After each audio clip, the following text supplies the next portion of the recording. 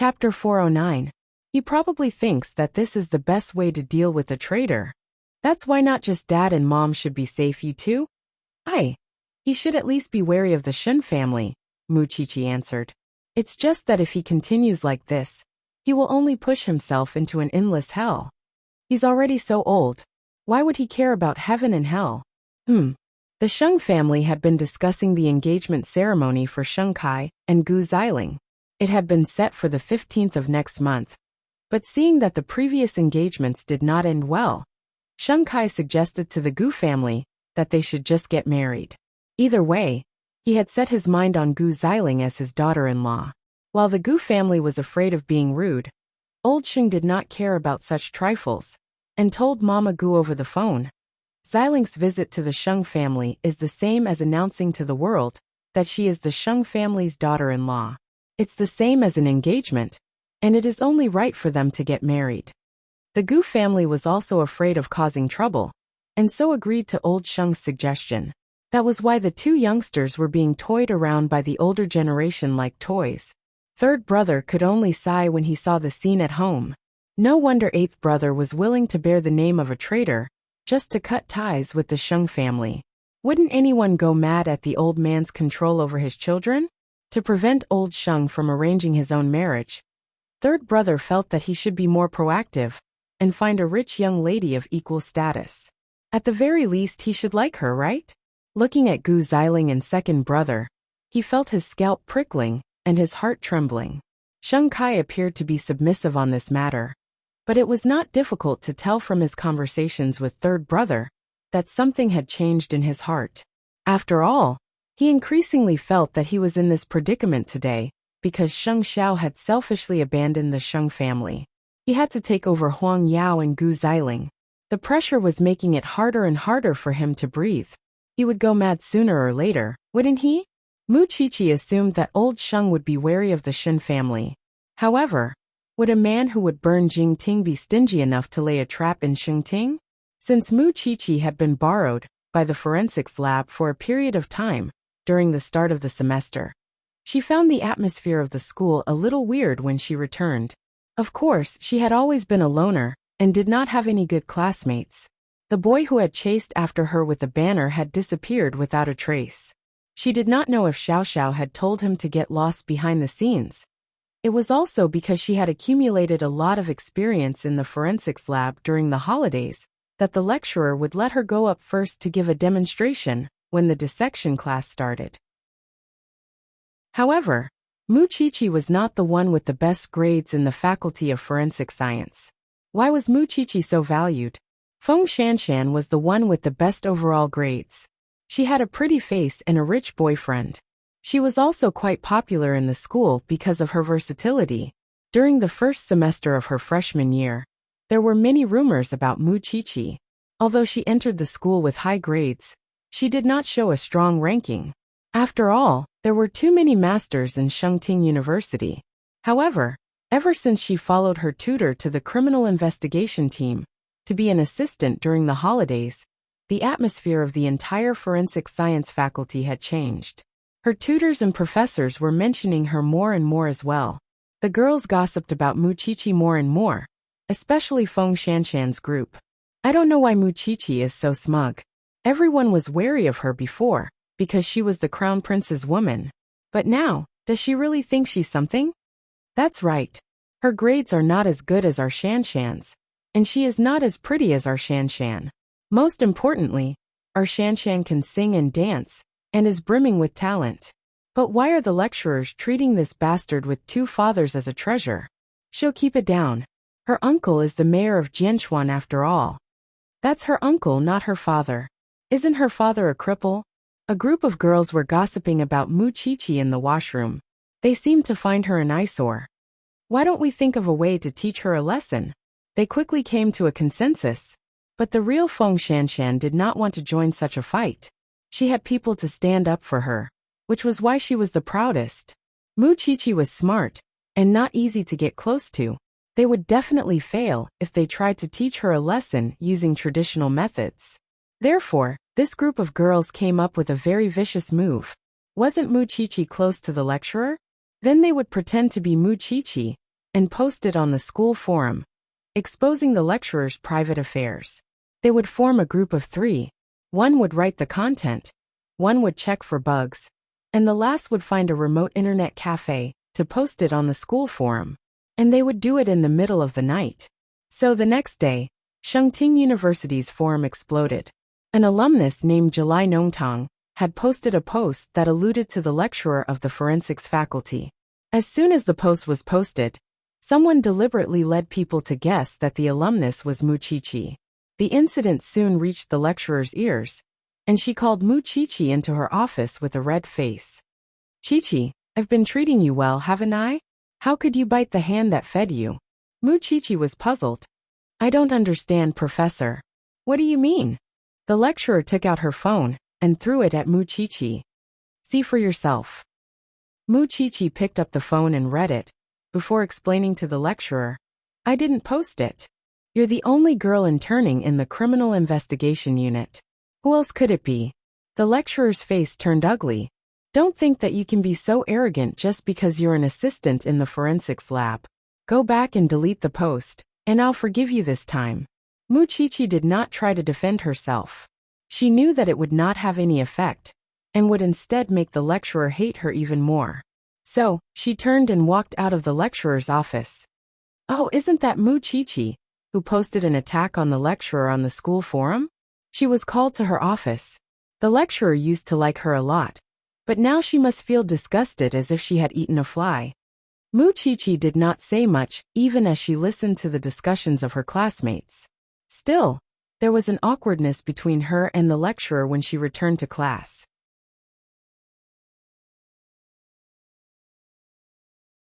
Chapter 410. She had suffered a lot of bullying in middle school because of Mu Tangxue, and could not escape even in high school. And now she was being bullied in university. That was absolutely impossible. As such, Mu Qiqi promptly logged into the school's forums, using Mu Qiqi's real name to post a post.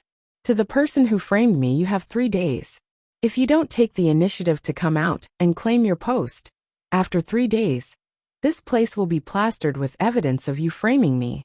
I'm not the type of person to swallow my anger." Everyone in the school was in an uproar after Mu Qiqi's post. They had thought that Mu Qiqi would definitely take the blame, but she was still fighting back. That made sense. Although Sheng Xiao was no longer the crown prince, Mu Qiqi was still the daughter of the Shen family. Moreover, with her cold personality in school, it was impossible for her to tolerate being framed by others. Still, would anyone really come forward to admit their mistake with her warning? Of course not. Trying to trick me? Does she think I'm that gullible? Evidence. If Mu Qiqi could find any, I'll cut off my head and let her kick it like a ball. I don't know if you guys noticed, but the professor is looking at Mu Qiqi with disgust. Of course. Why doesn't she see how smart our plan is? The 3 girls were having a wild discussion in the washroom, as if such a trivial matter could really hurt Mu Qiqi. When they got home, Mu Qiqi did not tell Sheng Xiao that she was bullied in school, and only asked Su Che if he had learned detective skills in the army. Su Che shook his head but answered, "I know a senior in this field. He specializes in computer crime research. I want to check the IP address. Why don't you tell me what happened, Miss Mu Qiqi? That way, I would know how to help you." Sheng Xiao raised a brow at the 2 girls, his eyes hiding his displeasure. That little one was not going to tell him first when she got home. But to Su Che?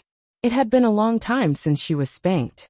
Mu Qiqi paused for a moment, but still told them about what happened in school. After Sheng Xiao heard that, he said to Su Che, "Find the IP address of that post. If it's an internet cafe, or something like that, immediately get the surveillance footage. Then get the student list and photos of Chier's class and look for it. Of course, it would be better if it was his home address, but I don't think he's that stupid. Don't worry, Chief Sheng. Just give me 1 night." With that, Su Che left the courtyard. It was only then that Sheng Xiao crooked his finger at Mu Qiqi. Knowing that she couldn't escape, Mu Qiqi strode over and sat on his lap. However, Sheng Xiao simply pressed her upper body down and slapped her butt twice. The first thing you do when you get home is to look for Su Che, right? I also don't want you to be distracted by this kind of thing. I can handle it myself. Everything was fine last semester. Why did you suddenly attract trouble from your classmates? I've been a loner in school and rarely interact with others. Moreover, you're not the crown prince now. Those people must have found me an eyesore and are trying to frame me. Muchichi answered. I didn't keep it from you on purpose. I just thought that you would make a mountain out of a molehill. You're so powerful that even Sheng Ting would tremble if you make a move. It would be even harder for me to keep a low profile then. Sheng Xiao said nothing. Not only would he trouble Qi, he would also thoroughly investigate if the Sheng family had anything to do with it. You want to keep a low profile when you're my woman? Sheng Xiao teasingly straightened her body. Teach those people a lesson. I've always been the one humiliating others. No one could humiliate me. That's you. You and I are one. We are one. Holding back her laughter, Muchichi quickly raised her hand and swore. From now on, I'll tell you immediately no matter how big or small it is. It's good that you know. With those words, Sheng Xiao patted Muchichi's butt. Go. I still have documents to read. Muchichi nodded and kissed Sheng Xiao on the cheek, before leaving his legs in satisfaction. Su Che did not fail his mission. In just one night, he had not only obtained the IP address of the culprit, but also obtained the surveillance footage of the internet cafe. He had also successfully verified which of Muchichi's classmates had caused such a ruckus. The next morning, Muchichi smiled when she saw what Su Che had sent her. Looks like you're a strengthened version of Jing Yun. You're as fast as Jing Yun, and you're even better than Jing Yun. You're the one Xiao Xiao chose after all. Su Che said nothing and simply stared at Sheng Xiao. Noticing that he was tired, Sheng Xiao told him, Go back and rest. You don't have to report to me in the morning. Thank you, Chief Sheng. Having gotten the evidence, Muchichi had an idea of what those people were up to. Still, most of the students in the school were doubtful that Muchichi could find the culprit. Most of them believed that she was pretending to be innocent to divert attention, because things had gotten out of hand. But the truth was that it was all a show she had written and directed herself. Of course, Muchichi did not show it immediately even though she had gotten the evidence. She would have to wait until the third day for things to get interesting. As expected, there was no reaction under Muchichi's post even after 2 days. The culprit was fearless, and Muchichi probably could not find any evidence either, could she? I really want to know if Muchichi could really produce evidence tomorrow. How could she clear herself of insulting a student like her mentor? Muchichi was now the target of public criticism. That post was simply too powerful, and it was understandable for students to attack each other, since it was the impulse of youth. However, her mentor had always been so kind to Muchichi. How dare she humiliate others behind her mentor's back? There was no way she could clear herself of such a thing. Over the last 2 days, her mentor's expression was as ugly as ever, especially when she saw Muchichi. It was as if the fire in her heart was suddenly ignited.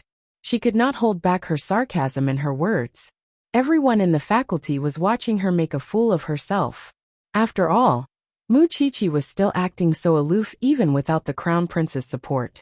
It was no wonder that she was being taught a lesson. Muchichi should have her lessons outside the classroom from now on. Her mentor is in a bad mood for the entire class when she comes in, and we're in trouble too. That's right. I really don't know what she's thinking. Our mentor is so kind to her. Meanwhile, Feng Shanshan and the others were lifting brows at each other. They felt that their plan was a success when they saw how much everyone hated Muchichi. Chapter 411. That afternoon, halfway through class, the forensics lab sent someone to look for Muchichi. They asked her to help out at the forensics lab after class. Because of the shortage of manpower recently, the professor needed her a lot. But because of the post, Muchichi was mocked from all sides. You should call the professor at the forensics lab and tell him about Muchichi's situation. How can someone like her be the professor's assistant? Muchichi's tutor did not let her go this time. She warned Muchichi directly. You are a student after all. Since you are in school, you should focus on your studies. Don't go out every few days. How am I going to explain this to the other students? Teacher, the professor only told me when class is over. Are you going to control my time too? Muchichi retorted. Look at your arrogant attitude. You are just a freshman. Don't you know what humility is?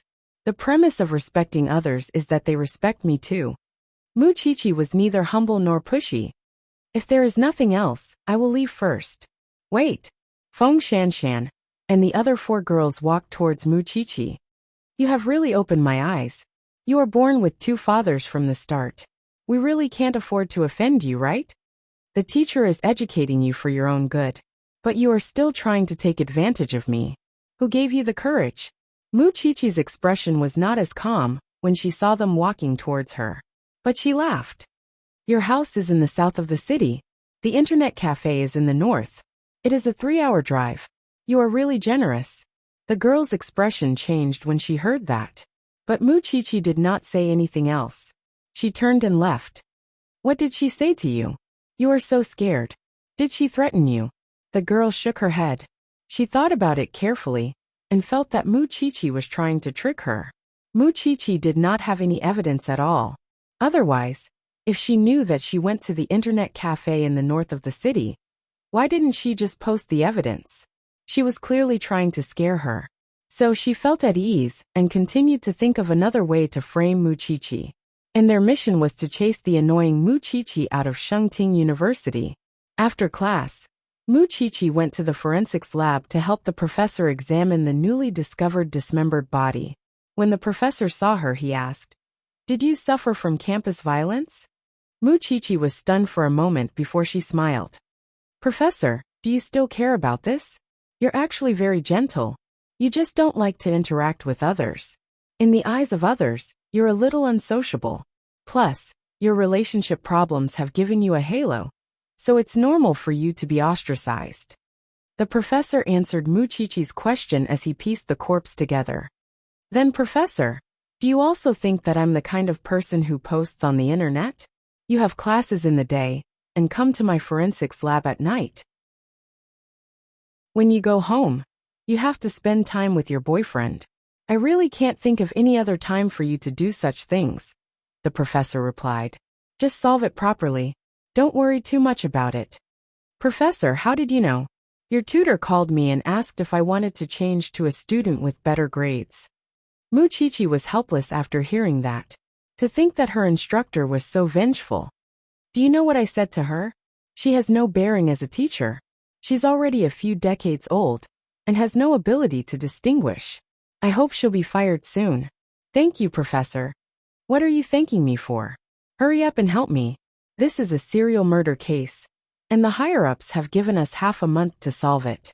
The police have brought back a whole car of corpses, and we have to ascertain the number and identity of the victims as soon as possible." All right. Muchichi and the professor worked for 6 hours starting in the afternoon before they finally pieced the corpses together. There are 2 males, 2 females, and a child. In other words, a family of 5 was killed. At the moment, we're missing the heads of the 5 corpses, the right hand of the male, and the internal organs of their bodies. It's as if they were slaughtered fish completely hollowed out. The way the corpses were cut open is also very strange. It's not from the front, but from the side. The professor nodded when he was done reading, and told Muchichi, "You've worked hard today. Go home. I'll handle the rest." Muchichi nodded, packed her things, changed her clothes and left the team. Outside, Sheng Xiao was driving his little one to get off work. "Why are you here all of a sudden? I called you but you didn't answer. It's a big case, and I've been piecing the corpses together all afternoon, so I didn't pay attention," Muchichi replied. How did the school react today? Muchichi did not dare to be rash when she remembered her promise to Sheng Xiao yesterday. Hence, she told Sheng Xiao everything that happened in school today, including how her tutor was troubled. Sheng Xiao did not say a word after hearing everything. Even so, his heart was in turmoil. He could not bear to see his little one being wronged. When Chia released the evidence tomorrow, he would first make an example out of the girl who framed Chi. As for Chia's tutor, he had other ways to make her disappear. Did she really think that he could not protect his woman, just because he was not the crown prince? The next morning was the 3rd day that Muchichi had promised to release the evidence. Many people were waiting in the forum to see if Muchichi would really release the so-called evidence. After all, The culprit did not come to claim the post that humiliated her tutor from start to end. The campus group was also in an uproar. Is Muchichi coming or not? Isn't she still in class? Will she release the evidence? I think she's the culprit. I also agree. What evidence can she produce? Isn't she just trying to divert everyone's attention? Feng Shanshan and the others were always online and scrolling through the campus forum because they wanted to know if the coward Muchichi really had evidence. However, there was no news from Muchichi even after noon. Everyone cried out in disappointment. I should have known it was Muchichi's trick. I shouldn't have trusted someone like her. She even dares to diss her tutor. Muchichi, you should just come out and apologize. It's so embarrassing. However, when everyone went to lunch, Muchichi's post was finally updated, and the students who were having lunch suddenly saw the so-called evidence. Look everyone, Muchichi has updated her post. Chapter 412. Then the IP address of the poster was shown, followed by the address of the internet cafe, where the IP address was located. Then, the video of the culprit entering the internet cafe to post the post was shown. Muchichi was also considerate enough to show the high-definition photo of the girl and the name list of the forensics faculty. That way, everyone would have an idea. What was even more ridiculous was that the video of the girl posting in the internet cafe was zoomed in, while her body blocked part of the video. The nickname was clearly the one who had insulted the lecturer. The truth had suddenly been revealed in broad daylight. Damn, this is irrefutable evidence. Muchichi actually managed to find it. So Muchichi really is innocent. That's amazing. Full marks for Muchichi's counterattack. Those who were watching the show were completely satisfied after seeing Muchichi's evidence with their own eyes. After all, it was in line with the audience's mentality to watch a good show. What was even more unexpected was that Muchichi did not care about the reputation of the culprit at all, and directly zoomed her photo and name on the computer screen.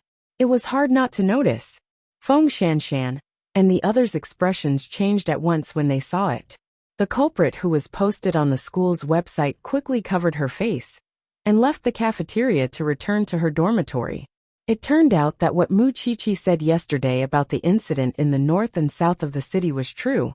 She had the evidence, but she did not release it immediately, and was waiting for them to let their guard down. The girl felt a chill down her spine at the thought. How was she going to stay in school now that the matter was exposed? What should she do? The lecturer looked embarrassed when she saw the result. She had really lost her head in a moment of anger, which was why she really thought that Muchichi was the culprit, and even called the forensics lab's professor. The shame in her heart was pouring out uncontrollably. How could this be? How am I going to face this student in the future? That afternoon, Muchichi went to class as usual. However, the girl who posted the post was not in the classroom, and the lecturer was even more embarrassed than before when she saw Muchichi. Only she knew the reason. The lecturer wanted to find a chance to apologize to Muchichi, but Muchichi did not seem to care about her. After class, Muchichi wanted to go to the forensics lab again, but was stopped by Feng Shanshan and the others. Muchichi, you really are a scheming B***tch.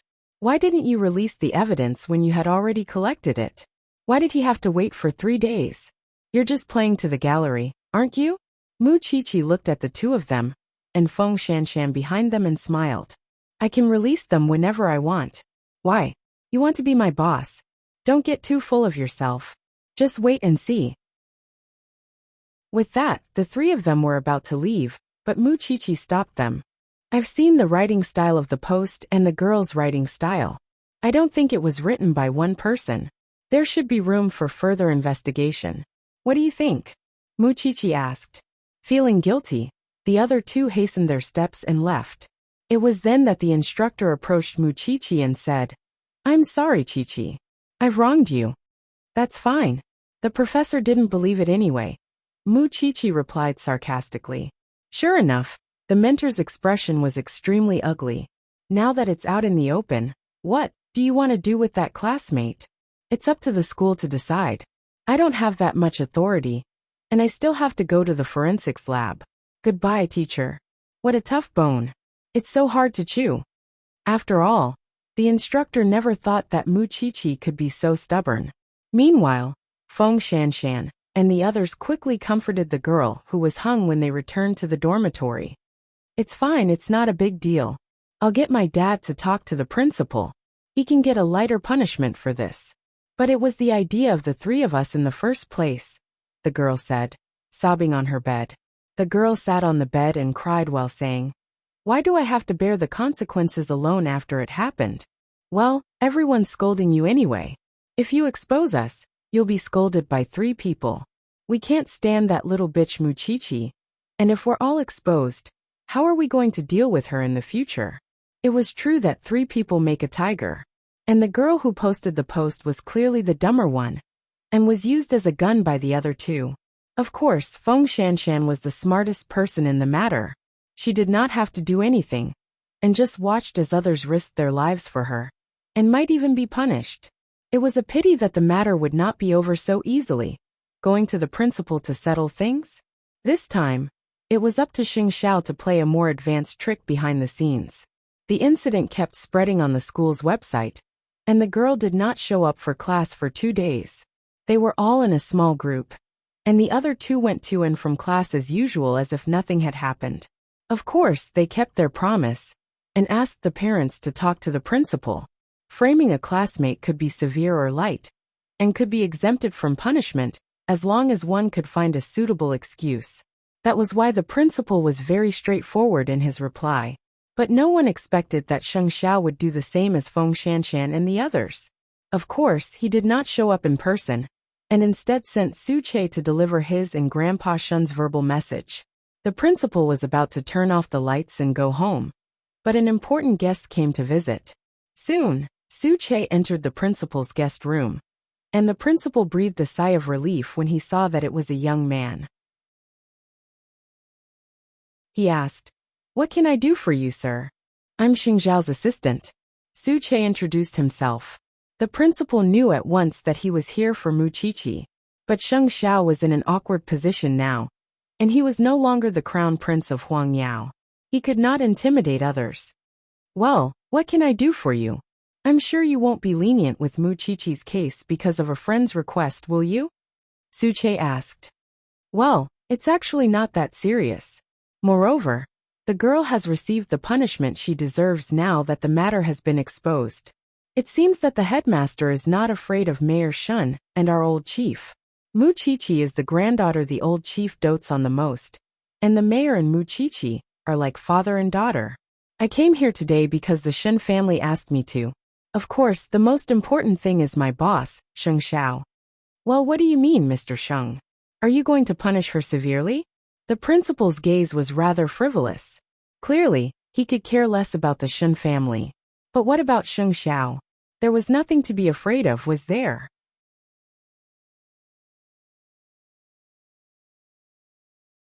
Chapter 413. Of course I don't mean that. Well, have you heard of Zhongting, headmaster? Su Che asked the principal again. The principal paused and said, "It seems to be a rising military enterprise. If you've heard of Zhongting, why aren't you afraid of Sheng Xiao? I think you should be more wary." With that, Su Che took out a photo of Sheng Xiao and secretary he playing golf together. The principal jumped in surprise when he saw it. "Why isn't there any news from the outside?" "Because Chief Sheng is keeping a low profile. But even if he is, I hope that you'll treat him with respect. What do you think? Of course, you could insist on your own opinion and not believe what I say. Although it would be a little awkward when the time comes. It would be weird if the principal did not understand such a strong threat. Our CEO Sheng doesn't need special treatment from you. As long as this matter is dealt with according to usual practice, it will be fine." "I understand." The principal quickly whipped out a handkerchief and wiped the sweat off his forehead. After all, he knew very well that the Shen family in Zhongting would be the most prominent family in Jianchuan in the future. Moreover, the frightening thing about Sheng Xiao was that he could turn something rotten into something magical at any moment. Moreover, Chief Sheng doesn't want the outside world to know his identity, and hopes that you can keep it a secret, headmaster. "That I can do. Well, we'll be waiting for your news." With that, Che even reached out to shake the principal's hand. He did not think that he was shockingly strong, but saw that the principal's entire palm was white when he pulled his hand back. He was a tough nut to crack. The principal felt cold sweat all over his body. He could not afford to offend either side. But if Che was telling the truth, Sheng Xiao was certainly more frightening. This matter must be handled properly. Feng Shanshan's clique thought that they had already spoken to the principal, and all they did was find an excuse to apologize and say that it was April Fool's Day in advance. They did not think that the matter would blow up so much, and would cover it up a little. Even so, would things really go as they wished? Don't worry, Nuanyuan. We've already arranged things for you with the principal. After this matter blows over, no one would notice you. The girl called Nuanyuan believed in her best friend. However, the school still had to make a decision on the punishment. They had thought that the matter would be swept under the rug with an apology. However, the female student had framed a fellow student and caused a huge negative impact, tarnishing the reputation of her faculty. That was why the school had decided to give her a demerit, and she would have to publicly apologize to Muchichi and the teacher involved. A demerit was tantamount to a stain on a student's record. Therefore, the school would not consider students who were punished for any further studies.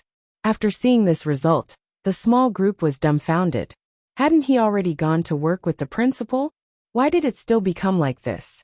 When this result came out, the girl named Nuanyuan completely lost her balance. It was clearly the idea of the three of them, but now she was the only one who had to take the blame. The other two knew that she was upset, so they tried their best to flatter her. However, no matter how prepared they were, they could not prevent Nuanyuan from returning home. Could they? She cried and told her parents what had happened. Her parents slapped her twice. Are you crazy or stupid? How could you do such a shameful thing and take the blame for the other two girls? They are clearly using you. Can't you see? Moreover, you still have to do such a low-level thing like framing a fellow student. You wasted my money to get into such a good school. Go apologize to Muchichi. Also, don't hang out with your small group anymore. Make this matter public, and no one will have a good ending. Let my daughter take the blame alone? What kind of rubbish parents taught a rubbish daughter? All in all, Nuanyuan thought about it all night, and felt that her parents' words made sense. Why should she be the only one crying when something happened? Moreover, she had noticed more than once that the other two and Feng Shanshan were having fun behind her back, never caring about her feelings. Instead, it was better for everyone to be sad. So the next morning, Nuanyuan was waiting for Muchichi at the school gate. When he saw Muchichi coming in from the school gate, he walked up to her and said, "Muchichi, I'm sorry about this. I apologize to you." Muchichi looked at her, and then at her parents behind Nuanyuan. So her parents came with her. Perhaps that was why she had the courage. The punishment is out. I have gotten my justice. Since you have apologized, I won't pursue it anymore, Muchichi said honestly. I just hope that you won't do such senseless things in the future. You are an adult now. Be more mature. I understand. I will give you an explanation, Nuanyuan said sincerely to Muchichi, and returned to her parents' side. Then, she posted the video she had recorded at home on the school's website. The framing of Muchichi was actually planned by me and the other two girls. At that time, we just couldn't get used to Muchichi's arrogant look, so we wanted to teach her a lesson. I never thought that things would develop to this point, and that I would be directly exposed. Perhaps this is what they mean by if you don't want people to know, don't do it. I'm posting this video today not to shirk my responsibility, but to the other two masterminds, please step forward and say a few words. After the incident, you let me take responsibility for the whole thing on my own. I feel like I can't handle the burden. Since 3 people are in the wrong, please step forward bravely. My 2 best friends, Fang Rong and Lu Jingjing. After the incident was posted, the school's website exploded again. This was a godly plot. One person implicated a small clique. This Nuanyuan will come out and take the blame. After the appraisal, the other 2 cowards dare not come out and admit it. Damn, cliques are so powerful now. They don't even need to resort to such lowly means to bully people. The freshmen are so free. The other two girls almost exploded when they learned that they had been exposed. None of them expected Nuanyuan to have such a trick up her sleeve. And Feng Shanshan, whom they had been supporting, was nowhere to be found.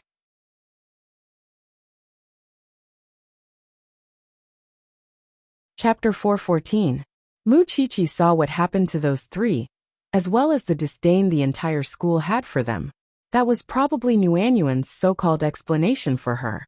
However, Mu Qiqi did not have the time to waste on them, because there was new development in the case of the family of 5 that was wiped out.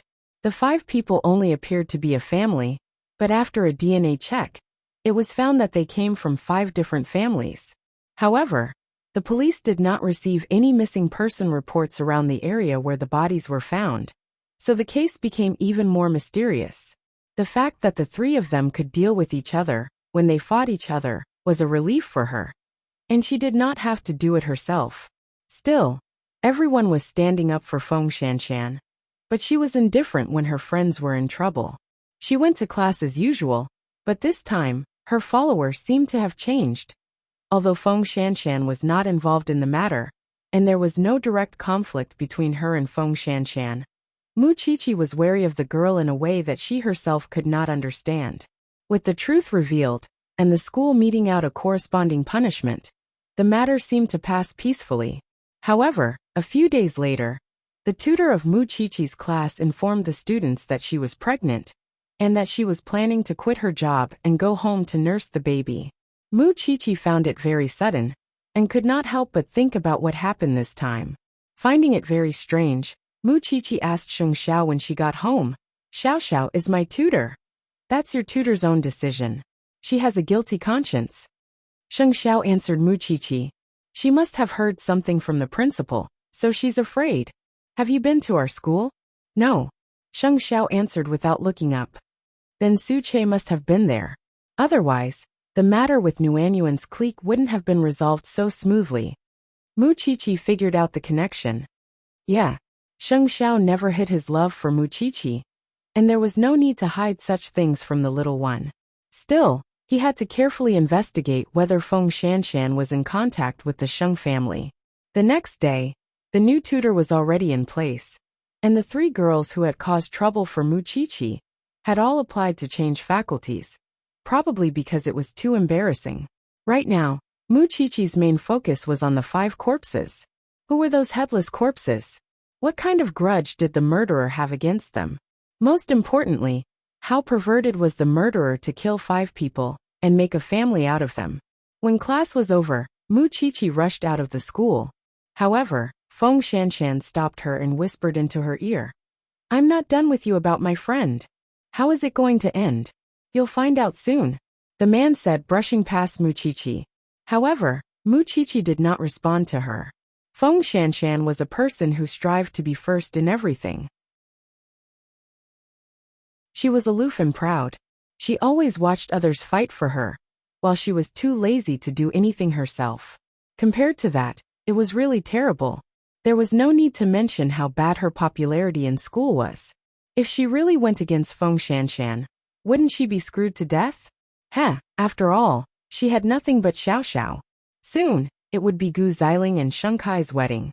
Although the Sheng family was busy, the two involved never looked at each other in the eye. Whether it was looking for a new house or ordering a dress, they were doing it separately, with no intention of being with each other. Third brother could not help sighing when he saw that. What's the point of a couple like you getting together even before marriage? Since 8th brother doesn't want it, it all falls on me. Sheng Kai answered his younger brother. You could refuse like 8th brother, and then my house would be burned down. Sheng Kai laughed mockingly. Actually, it's not that bad. At least, Gu Xiling is beautiful, and there's something redeeming about her. Third brother shook his head, feeling upset inside. That was why he wanted to have a drink with Sheng Xiao. Second brother, if there's really no way to change things, you could cultivate your liking for Gu Xiling like before. Sheng Kai shook his head. Before, he did not know Gu Xiling's heart, because he did not know her well. Now that he knew, he could only marry her and keep her as a vase. Or was he supposed to open his heart to Gu Xiling?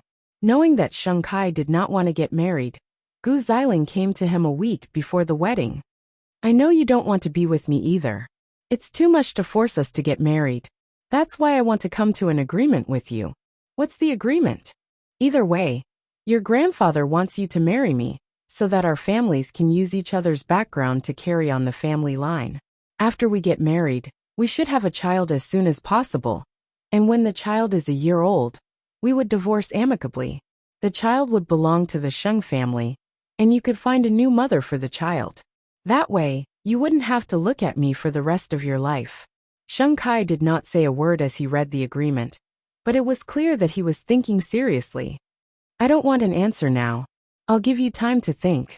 I'm just afraid you wouldn't be able to get a divorce when the time comes, especially if you have a child. That was Sheng Kai's concern. I would have a way to get away when the time comes. To be honest, Gu Xiling's suggestion was wonderful to Sheng Kai. After all, he really did not want to face Gu Xiling for the rest of his life, and he believed that Gu Xiling thought the same. That was why he did not think for long before he agreed to Gu Xiling's proposal.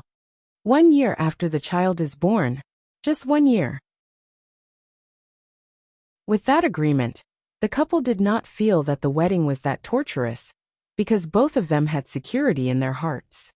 But Sheng Xiao won't come to our wedding, will he? The Sheng family is now completely under my control. From now on, he will never return to the Sheng family, Sheng Kai replied. Even if he wants to, I won't be soft-hearted. Since you've already agreed to my contract marriage, we should be more like husband and wife in the future and cooperate more tacitly. From tonight onwards, let's move into the same room. This way we can get pregnant faster. Usually, a girl would be very secretive or embarrassed to ask a boy out. But Gu Xiling did not hide it at all. There was only one reason. Chapter 4:15. Why would I reject you if you don't mind being a girl? The saddest thing in life was to be forced to live together despite knowing that they would become an unhappy couple. Every cell in Gu Xiling's body would reject the thought of kissing and sleeping with someone she did not like. She was even a little disgusted, but she had hoped that Sheng Xiao could help her. But Sheng Xiao was willing to abandon the Sheng family and have nothing to do with her. That was why she was in her current predicament. Wasn't that man hateful? How hateful? That night, Sheng Kai packed his things and moved into Gu Xiling's room. Old Sheng was delighted when he learned about it. He was naive enough to believe that he had brought them together. Even so, third brother could tell from his brother's expression that he and Gu Xiling must have discussed it or made a pact.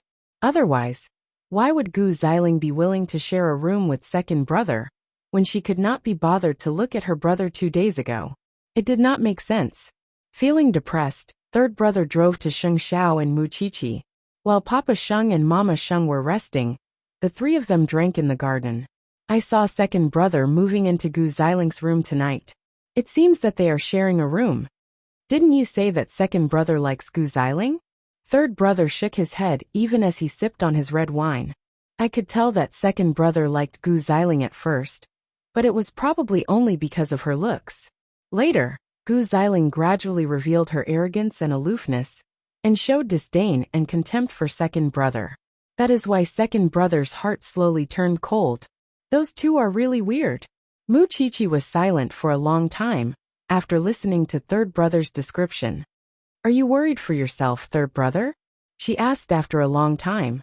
Both old Sheng and second brother have changed a lot in the family. I don't know if it would be my turn in the end. From now on, we'll help you keep an eye out for good girls. This way, you can at least take the initiative. Little sister-in-law, don't say that. I've already thought about this. In the future, if there are any family banquets, I'll try my best to join them. Wouldn't it be perfect if I met the right woman? With that, third brother chuckled. Second brother's wedding is on the 15th. You won't be at Sheng Mansion then. I wonder how the old man will slander your family that day. Whatever, Sheng Xiao answered casually. That's true. You even allowed rumors of being bullied by 3 aristocratic scions to spread, let alone the genuine humiliation from the Sheng family. Third brother drank a lot in the yard that night. He was so drunk that he lost consciousness. Sheng Xiao asked Su Che to send him home, and it was Sheng Kai who came out to pick him up. Sheng Kai had never seen Su Che before. He only thought that third brother had gone somewhere to get drunk, and that Su Che was the bartender there. Of course, Su Che wouldn't explain. After completing the mission, he immediately returned home. Second brother, aren't you in the bridal room? Helpless, Sheng Kai had the butler send him back to his room. Still, when it came to the bridal room, he and Gu Xiling hadn't taken that step yet. After all, there was still a barrier in their hearts. Spring in Jianchuan was still chilly. After Mu Qiqi finished her bath, she returned to the bed reeking of alcohol, and threw herself into Sheng Zhao's arms. Seeing that he was not asleep, she said, "Actually, third brother is blaming us a little. Every time he comes, he would complain about the Sheng family. But I could tell that he still thinks that the change in the old man and second brother is because you left the Sheng family.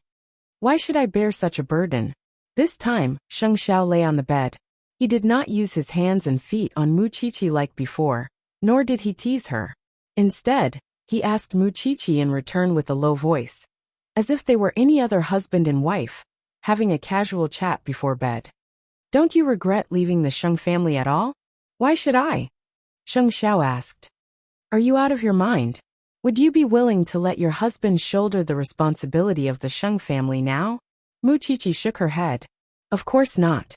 You're working so hard at Huang Yao, and the old man is controlling you in every way possible. The rest of the Sheng family thinks that it's only right for you to do so, and I certainly wouldn't let you go back. Then why are you blabbering?" "I'm just..." This time, Sheng Xiao did not wait for Mu Qiqi to finish. He pinched her chin and said, "The only person you have to feel sorry for in this world is me. Don't even think about the other messy things. Strike me first if the heavens strike you. Strike me first if the heavens strike you. I'll be content as long as you stay by my side." At those words, Mu Qiqi abruptly bit Sheng Zhao's chin. "What heavens strike you? Tui, don't feel guilty for the choices of others. Fate can be resisted, but it depends on whether you're willing to pay the price. When you talk about teaching, you're really good at it." Sheng Xiao abruptly opened his eyes at that. "You don't like me preaching? Then let's do something else." Over the last 2 years, the little one still had kindness in her bones no matter how much she had grown. She would feel insecure over the misfortune of others. That was something he could not teach, just as he did not want to change Mu Qiqi. It was fine if Chi'er was kind, but he could be ruthless. Moreover, Chi'er's kindness was not blind obedience or Virgin Mary. The next day, since it was the weekend, Mu Qiqi was summoned to the forensics lab early in the morning. It was only when she arrived that she learned that Feng Shanshan had applied to study and observe as well. "Hello, Qiqi." Mu Qiqi nodded slightly, and quickly changed her clothes at the professor's instruction. Although Feng Shanshan and Mu Qiqi were in the same class, she did not come for her internship during the holidays, which was why she had much less experience than Mu Qiqi. Although her results in theory were better than Mu Qiqi's. "Qiqi, now that the police have no direction to investigate, we can only think of a way to see if we can provide some ideas for those young masters who are in a terrible situation." Mu Qiqi stared at the pieces of corpses, troubled as well. "Are there no connections between these 5 people? The police have investigated all missing persons, but they couldn't find anything. No one is missing. Then did they investigate the funeral parlors?" The professor was stunned for a moment. "You're right. These 5 people don't have any obvious external injuries, but because their internal organs have been dug out, we can't determine the real cause of death. What if someone stole the corpses?" Chapter 416. When the professor left the lab, Feng Shanshan looked at Mu Qiqi. "Qiqi, you've already gotten used to being a forensic doctor." Mu Qiqi propped herself up by the pool and asked Feng Shanshan in return, "Didn't you say that you would make me pay for what happened to your companions? What's going on now?" "I didn't expect you to really take my words to heart." Feng Shanshan laughed. "Those 3 asked for it. I only threatened you in a moment of anger." At that, Mu Qiqi turned and approached Feng Shanshan. "I don't like being two-faced. I also think that it's better if we don't talk to each other, lest we disgust each other. Don't you think?" "You're so petty." Muchichi did not reply, but the professor returned to the lab. Seeing the strange atmosphere between the two, he seemed to have noticed something. Those young masters have already started their investigation. I believe there will be results soon. I just hope that there won't be more piles of body parts. Professor, I have another discovery. Go ahead, the professor said to Muchichi as he washed his hands. Why are there only 2 adult males who lost their palms among the 5 corpses? And they lost their left hands. Is it possible that the murderer also lost his left hand? And because he was jealous of the intact bodies of these dead men, he chopped them off to vent his anger? I'll let the police join the investigation. Now let's check the body parts again, and see if we can find anything new. Feng Shanshan, come and help, the professor ordered. When Feng Shanshan saw Muchichi calmly walking around the corpses with a magnifying glass, she mustered her courage and went to the piles of corpses. However, no matter how much she did not want to admit defeat, she threw up in front of the pool after taking a look. It turns out that you're really a heroine. The professor could not help but praise Muchichi. It was the first time she saw such a disgusting scene, but she was surprisingly calm. Muchichi smiled and continued to look for clues and answers on the body parts. After vomiting, Feng Shanshan walked to Muchichi's side. But when she opened her eyes and looked at the headless corpse, she turned to the pool again and vomited. If you can't stand it, you can leave first. Feng Shanshan took a moment to compose herself and said, I admit that I'm not as good as you in that regard, but I'll surpass you soon. Muchichi did not have a good impression of Feng Shanshan. She even subconsciously felt that the girl carried some of old Sheng's arrogance, and the two were very similar. It seemed that he would have to suffer in the forensics laboratory in the future. In the evening, Su Che drove to the entrance of the criminal police station, with Sheng Xiao sitting in the back seat. Then he gave Muchichi a call. Muchichi changed and left. Feng Shanshan followed behind her. When she saw her get into Sheng Xiao's car, she sneered. The sarcasm in her eyes was very strong. The crown prince was supposed to be the pride of the heavens, but he was so smitten by Muchichi that he did not even want Huang Yao anymore. It was no wonder that old Sheng would pay her so much to keep an eye on Muchichi and report back to him. Be that as it may, Muchichi's daily study life was going according to plan, and there was nothing she could use against her. There was no telling why old Sheng would keep an eye on Muchichi. When Muchichi got into the car, she realized that they were not heading home, and turned to ask Sheng Xiao, Where are we going? I wanted to pick you up, but I got a call from Secretary He on the way to dinner, so I simply brought you along. Sheng Xiao explained, I know what kind of person Secretary He is, but is it okay if you bring me along? You're the eldest daughter of the Shen family. What's wrong with that? Sheng Xiao was completely unconcerned. Moreover, who would have an opinion about his woman? Muchichi nodded, and did not think much of it. When the time came, she would just bury herself in her food, and try not to interrupt men's matters. Soon the trio arrived at the hotel. Sheng Xiao led Muchichi into the extraordinarily lively private room. Secretary He raised a brow at Sheng Xiao when he saw Muchichi. That must be my little sister-in-law. Hello. Muchichi quickly greeted him. Mayor Shen's niece and the old chief's granddaughter. You're really extraordinary. With that, Secretary He raised his glass at Sheng Xiao.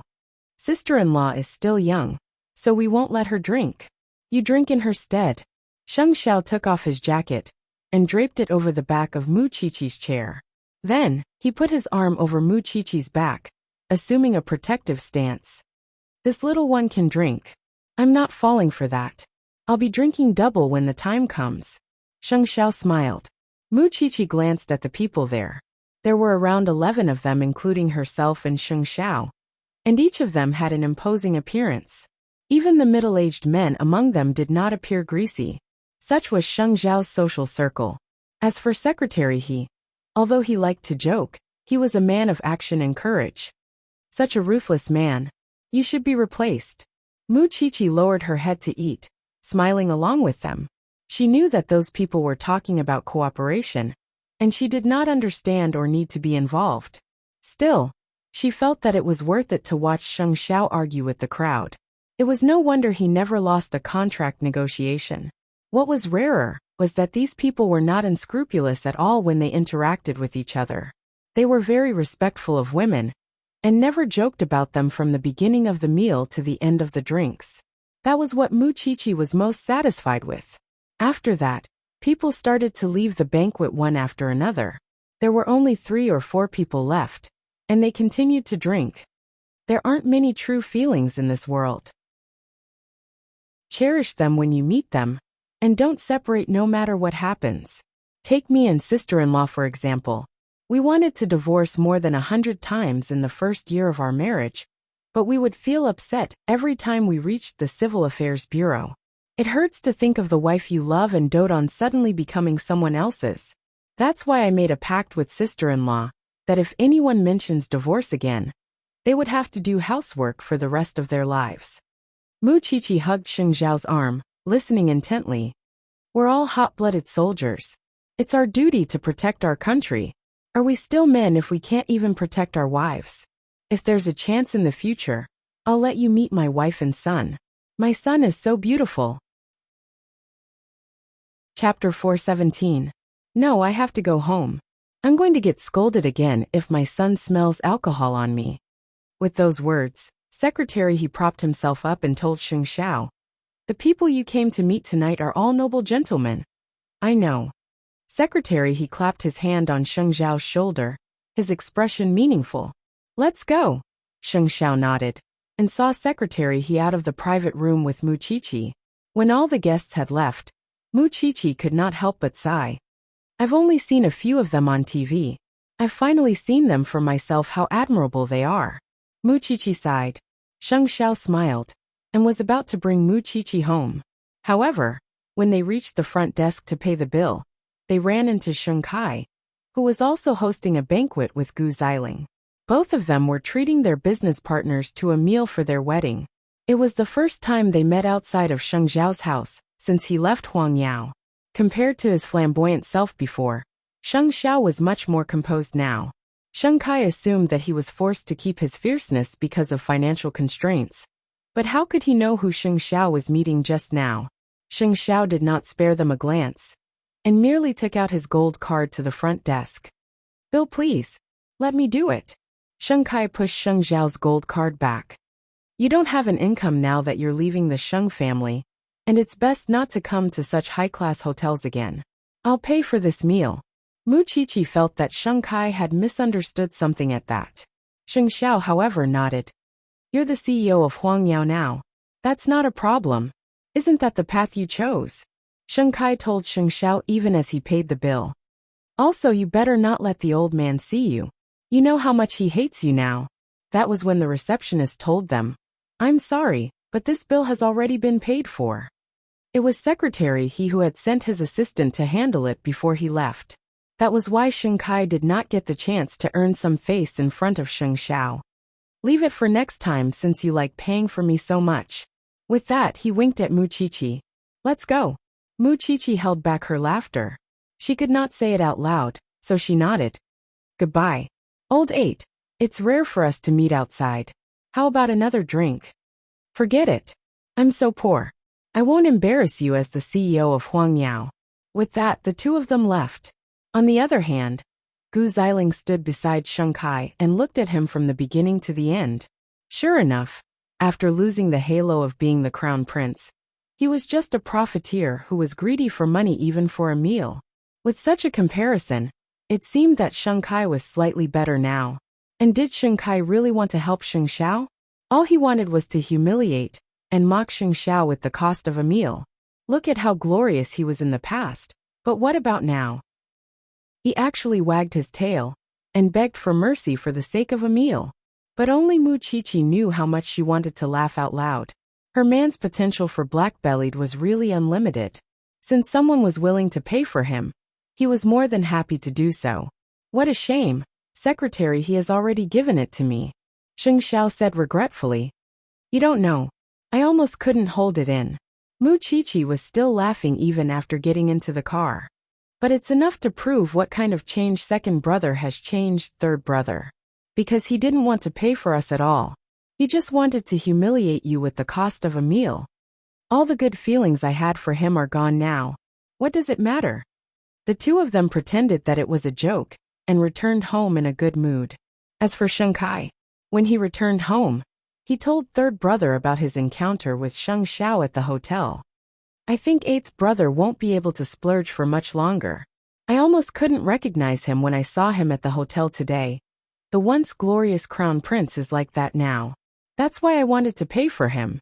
Are you saying that you wanted to pay for eighth brother when you met him at the hotel today? Third brother looked as if he was watching a show. Yes, he didn't refuse. Nonsense. Sheng Xiao is such a smart man. Wouldn't 100 billion be too much when he owned Zhongting? It would be weird if he didn't want someone giving him money.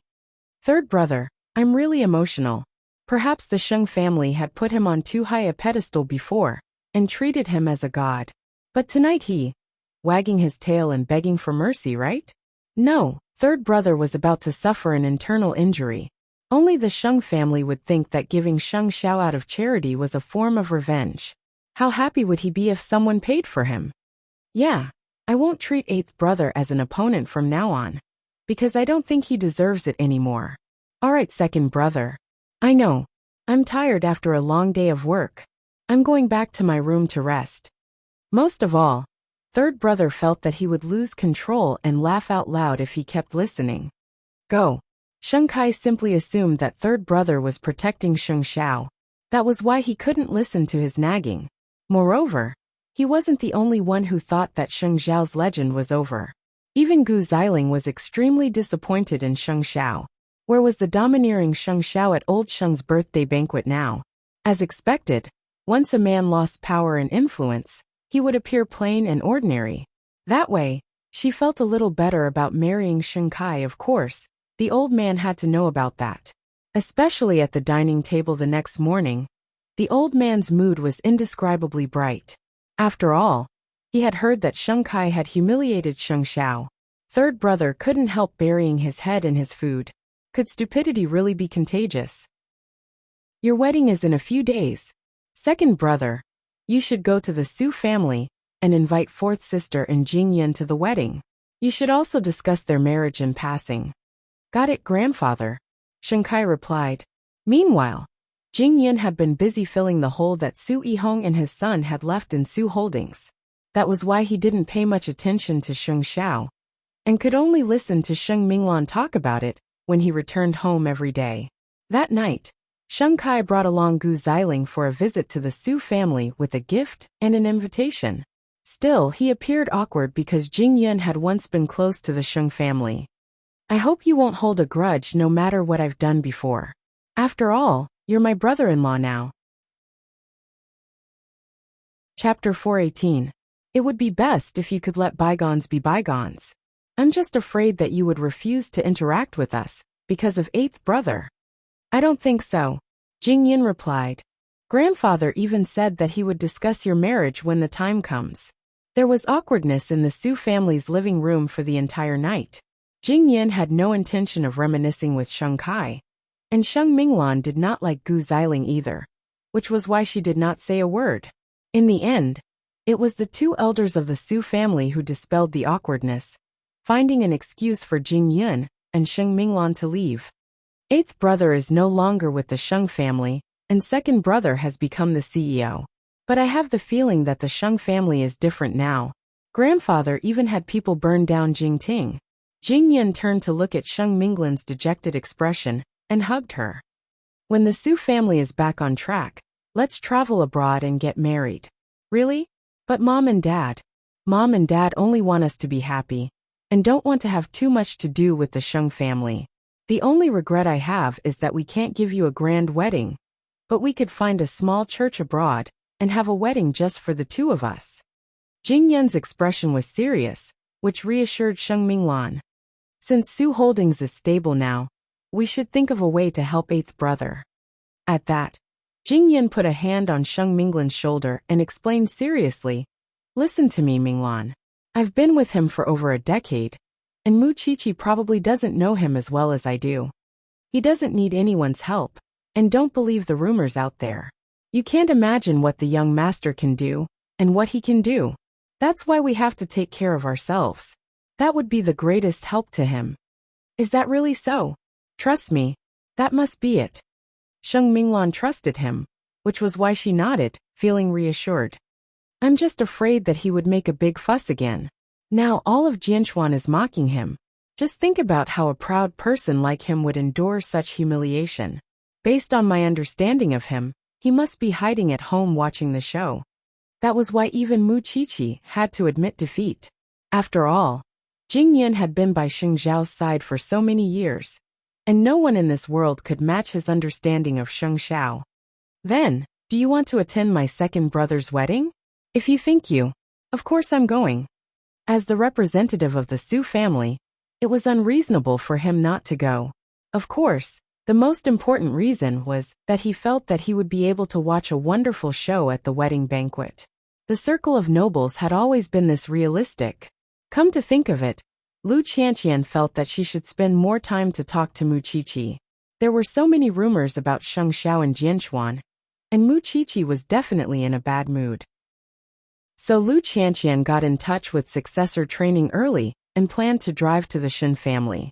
However, as soon as he walked out of the gate of Lu Enterprises, he saw Lin Mu, and leaning against the stone pillar at the entrance. Lu Qianqian's heart immediately soared. Why are you here? Isn't school starting? I'm on vacation, so I came out to see you, Lin Muan replied. I was going to see Mu Qiqi. Then I came at the wrong time. Lin Mu, and said in disdain, even as he opened Lu Qianqian's car door. Lu Qianqian smiled, and only said when she saw that he had settled in. Say, why didn't your school train your body to be smarter? Stop fooling around. Let's find a place to park. I only have 10 minutes before I return to the team. Lin Muan explained. Just 10 minutes. Can't you go back to school earlier? How could I not worry if I don't see your ugly face? Lin Muan pinched Lu Qianqian's cheek. I'm relieved now that I see you. Still, little Pepper, you've put on quite a bit of weight after not seeing you for some time. Get lost. Lu Qianqian was furious. At the same time, she felt sorry for him. If you lack anything in school, just tell me. I'm your best friend after all. I can still help you with such a small matter. I'm leaving. Lin Mu, and took out a childish clay figurine from his pocket, and put it in Lu Qianqian's hand. Then, he jumped out of the car and soon disappeared before Lu Qianqian's eyes. Lu Qianqian could only smile helplessly at the clay figurine. He made you so ugly. But what she did not know was how much effort Lin Mu and had spent to come out of the police academy to see her. Just because he had dreamt that old Lin was going to attack the Lu family. He was really worried, and that was why he ran out with all his might. But after one look at the little Pepper, he ran back foolishly. The little Pepper had unwittingly become his Achilles heel. In fact, was Lin Muan not a concern for Lu Qianqian as well? It was as if he was a family member. Although she lived a busy life every day, Lu Qianqian still missed that bastard who would go against her every time they met. She was worried that old Lin would trouble him, worried that he would not have enough to eat or wear because of his pride, afraid that he would be bullied outside, and have no one to back him up. I wonder when that bastard would grow up. And because of Lin Muan's delay, Lu Qianqian was no longer in the mood to see Mu Qiqi. Soon, the wedding between the Sheng and Gu families was held grandly in Jianchuan. The marriage between the two families was naturally a grand affair with a hall full of guests. After the storm of Sheng Zhao's departure from Huangyao, the Sheng family welcomed their guests with a grand ceremony once again. And this time, the old man's hopes would not be disappointed. After all, Sheng Kai was different from Sheng Xiao. The venue for the wedding was very luxurious. Thousands of champagne roses decorated the wedding venue into a sacred manner. It was said that hundreds of millions of dollars were spent on the wedding. Gu Ziling's bridal gown alone was embedded with over 500 diamonds, and was worth over 10 million. Such a scene was rare in Jianchuan. It was clear how much importance old Sheng placed on the wedding.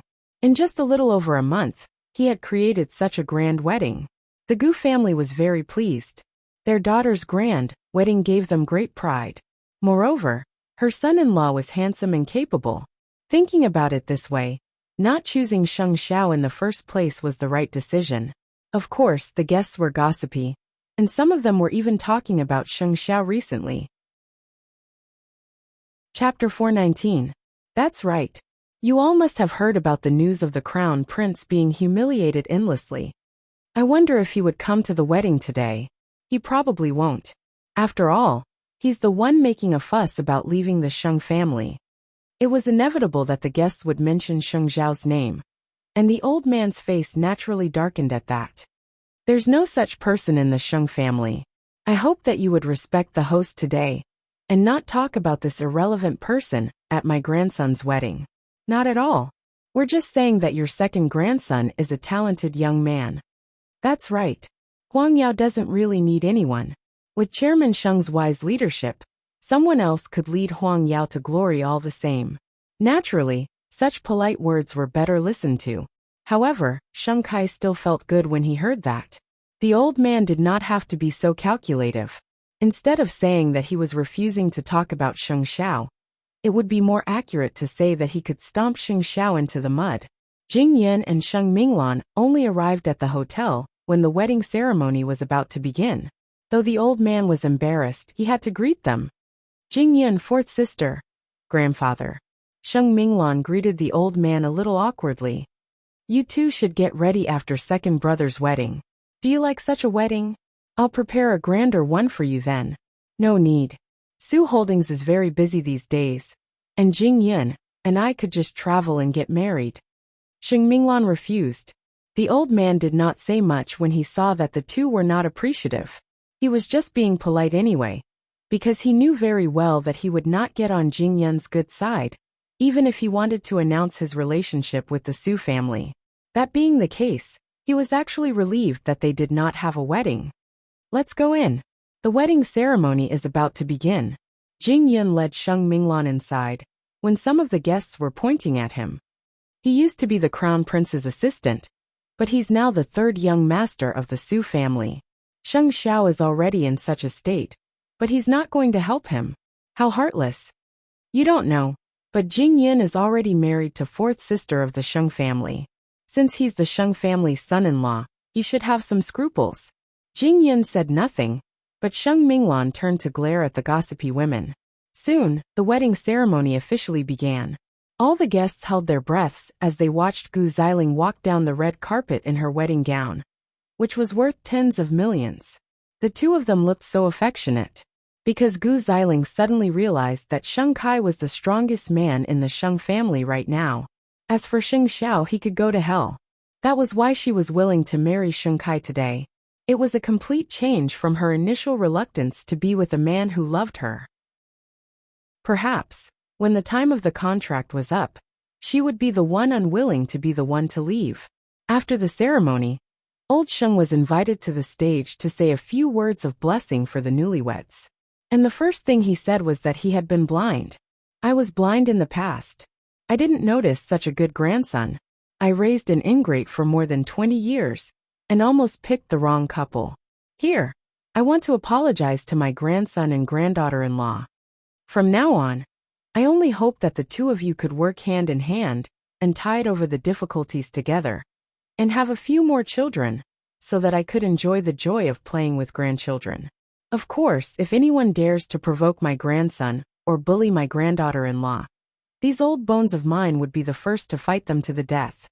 I have to say that second brother is the greatest contributor to the Sheng family and the hope of Huang Yao's future. I have placed all my hopes on the newlyweds. The old man's words had basically wiped away all of Sheng Zhao's contributions to Huang Yao. He really knew how to be a heartless grandfather. Jing Yun, let's go. Sheng Minglan could not help roaring inwardly at that. Tired? Yes. Then I'll take you to greet the newlyweds. With that, Jing Yun led Sheng Minglan to Sheng Kai and Gu Xiling. The ceremony was over, and the newlyweds were ready to change into their attire for a toast. Second brother, second sister-in-law, Minglan and I are going back now. There are still many things waiting for us at Su Holdings. You should at least have a meal before you leave. No need, Jing Yun said stubbornly, and was about to leave with Sheng Minglan. But before they left, Sheng Minglan told Sheng Kai, no matter how much you want to deny eighth brother's existence or tarnish his reputation, you have to admit that it was Sheng Xiao who had developed Huang Yao to where it is now over the last 10 years. You could lie to your guests, but not to yourselves. I wish you all the best, second brother. Sheng Kai's face promptly fell, but he could do nothing about Sheng Minglan. Of course, Sheng Minglan only said those words out of frustration. She didn't care where she was right now. The old man had humiliated, tarnished, burned down houses, and slaughtered without a shred of conscience. And the rest of the Sheng family, on the other hand, were riding on the tree planted by their predecessors to humiliate them. Wasn't that ironic? Are you that angry? Jing Yun couldn't help smirking at Sheng Minglan's fuming look. No one would get justice for eighth brother if I don't say a word. Sheng Minglan snorted. Well, it's still early. Let's go find young master for lunch. Okay. Sheng Minglan nodded. Soon, Jing Yun called Sheng Xiao to confirm where he was. Knowing where they came from, Sheng Xiao gave Jing Yun an address. Sheng Minglan soon realized that it wasn't the way to the Shen's residence, and asked Jing Yun, "Aren't we going to find eighth brother?" "Young master gave me the address. He's there now." Sheng Minglan nodded and didn't ask anything else. It was only when they arrived at the front desk of Zhongting that they met the receptionist. "Excuse me, are you Mr. Jing and Miss Sheng?" Sheng Minglan nodded in confusion. The receptionist promptly sent them to the CEO's personal elevator and sent them directly to Sheng Zhao's office. "Chief Sheng, your guests are here. Come in." Sheng Zhao's voice could be heard from the office. Chapter 420. Sheng Minglan you. Sheng Minglan was utterly confused. What's going on? New company. Can't you tell? Wait, when did you start your own company? Is that the point? Sheng Xiao rose from his chair and walked up to them, lifting a brow. Meanwhile, Sheng Minglan was beside herself with excitement after walking a lap around Sheng Zhao's office. So, who are you trying to fool when you were humiliated and trampled on by those three young masters? That's not entirely true. That night, those three people were indeed trying to humiliate me. Sheng Minglan's gloominess was suddenly swept away, and she stared at Sheng Xiao in disbelief. You're really unexpected. As expected, Jing Yun is the one who understands you the most in this world. After all, he didn't follow me all these years for nothing. Sheng Xiao replied. Now, everyone in Jianchuan is laughing at you for being a failure, and how useless you are now. And yet, you quietly became the ruler of this place? That's not like you who would seek vengeance. One must learn to keep a low profile. Whatever the case may be, Sheng Minglan was really pleased. Her younger brother was really invincible. It seems that I really don't have to worry, or be afraid of you from now on. Did you know that I even reprimanded second brother at the wedding for you? And I was worried for nothing, wasn't I? That's why I've asked you to come. Sheng Minglan really forgot about her anger at that moment, and simply found the whole thing interesting. When do you plan to reveal your identity? There's no rush. Someone would come to fawn over me soon. Sheng Minglan laughed at that. Sheng Xiao, you weren't that cunning before. Did you learn that from Muqiqi? The trio had lunch at Zhongting's cafeteria, with Sheng Minglan exclaiming, You're really a sly old fox. It's such a good deal to have eldest uncle be your industrial designer for free. That said, I rarely see eldest uncle so focused on one thing. It was also because they had seen Papa Sheng working in his workshop that they could not help but sigh in awe. It's fine as long as you know this. No matter what kind of rumors are spreading about me in the outside world, you can pretend not to hear them. I didn't know you were so capable before. Sheng Minglan glared at him. Now that we know that you're a big shot, Jing Yun and I will only think that those rumors are funny.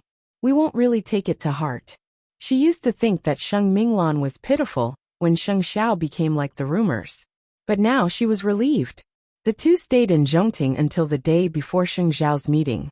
On the other hand, Sheng Minglan only understood half of the conversation between Jing Yun and Sheng Xiao. That was why on the way home from Zhongting, Sheng Minglan couldn't help asking, I don't really understand the jargon you were using just now. Could you tell me in a nutshell what it means? In short, young master is more powerful than before. Anyone in his circle could cause an earthquake in Jianchuan. Sheng Minglan nodded. That's right. No wonder he looks down on Huang Yao so much. When the Sheng family was humiliating Sheng Xiao in all sorts of ways, he was walking to a height no one else could reach. I'm really worried that the old man would have a heart attack when this matter is exposed. That's none of our business. It was a significant day for the Sheng family, both for Huang Yao and for Sheng Kai. At night, after the wedding, he carried Gu Xiling back to the bridal chamber and asked her, "Are you ready?" Thinking about it now, Gu Xiling did not seem to dislike Sheng Kai as much, and so nodded. "Since you plan to have a child as soon as possible, we won't use contraceptives." Hearing this, Gu Xiling nodded her head again. Perhaps it was the effect of alcohol. Or perhaps it was because they were dressed up. But they did not dislike each other as much at that moment.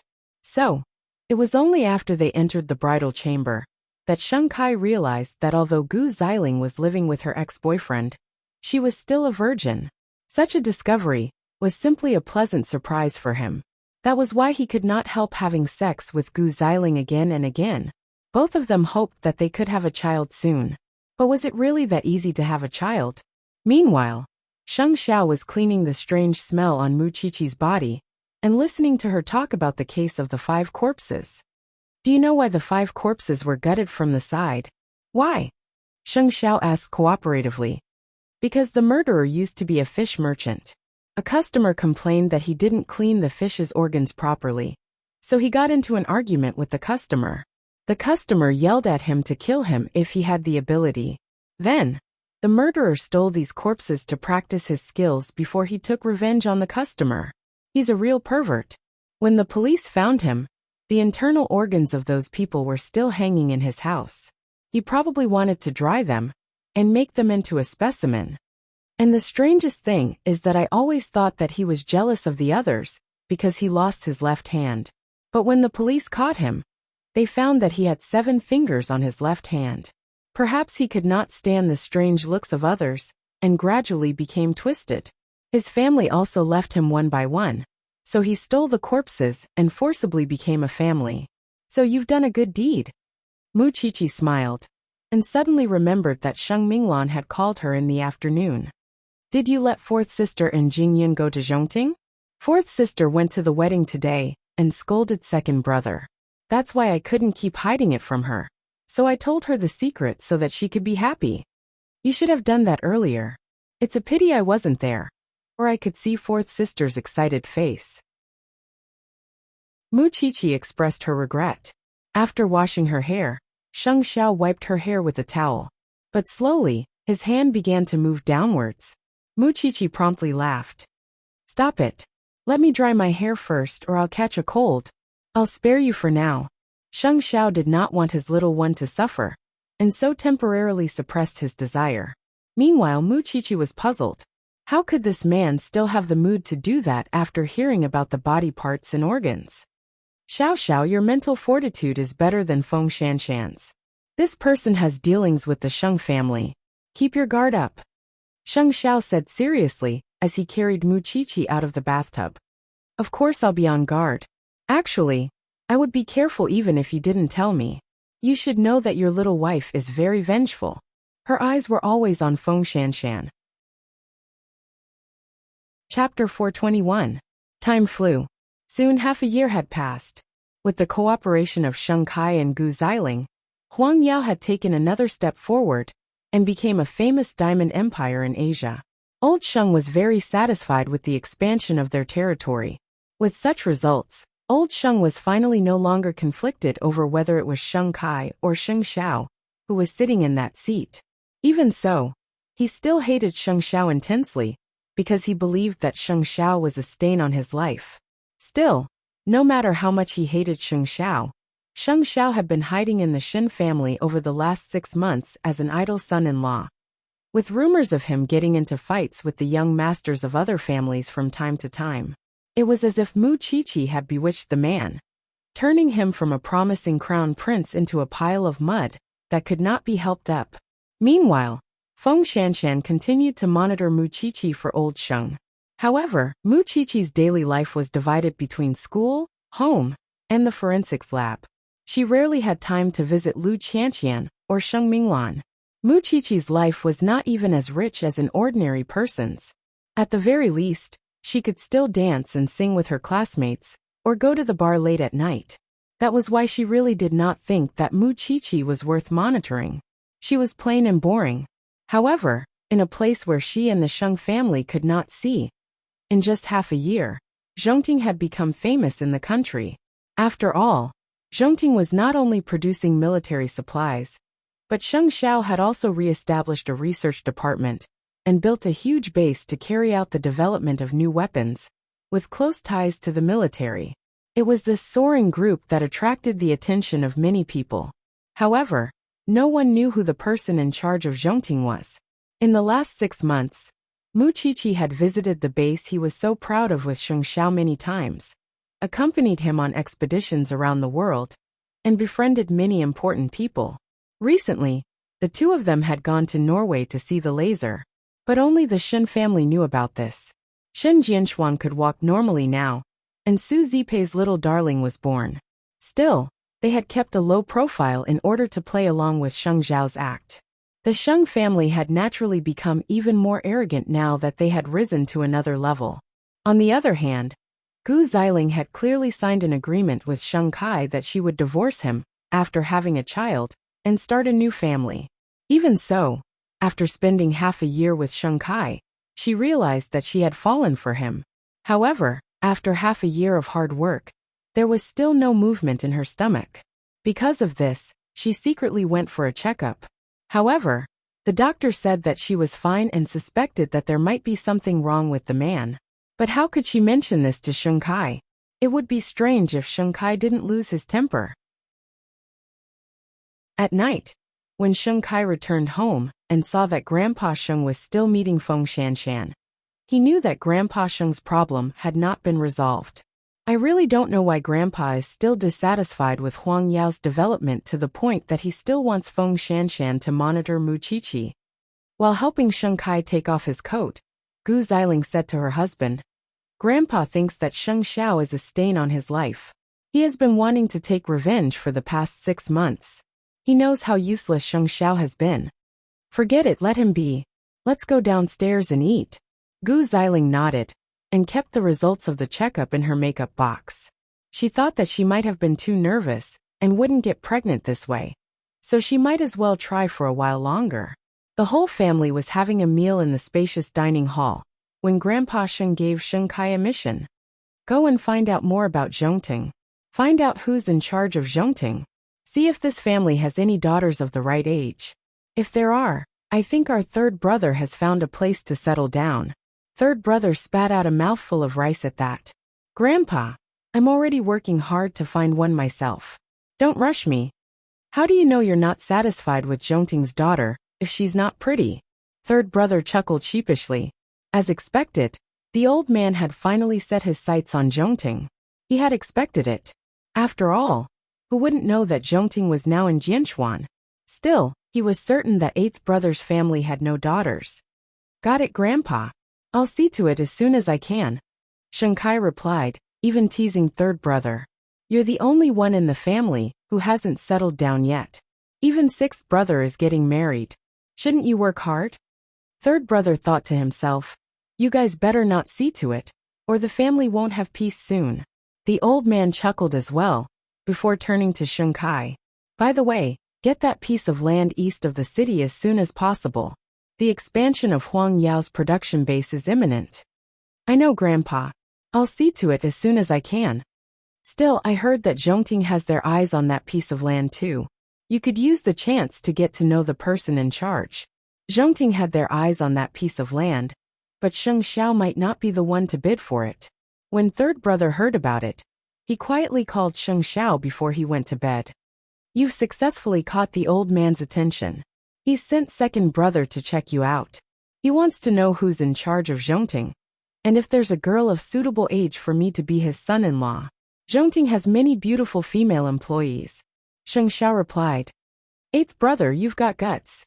You're sneaking glances at female employees behind sister-in-law's back. Do you think I'm you? Sheng Xiao was about to hang up. I got it. You're almost done hiding, aren't you? Sheng Xiao simply felt that life had been wonderful without the old man's interference for the past 6 months. Of course, he did not have to fear the old man's interference with his current position.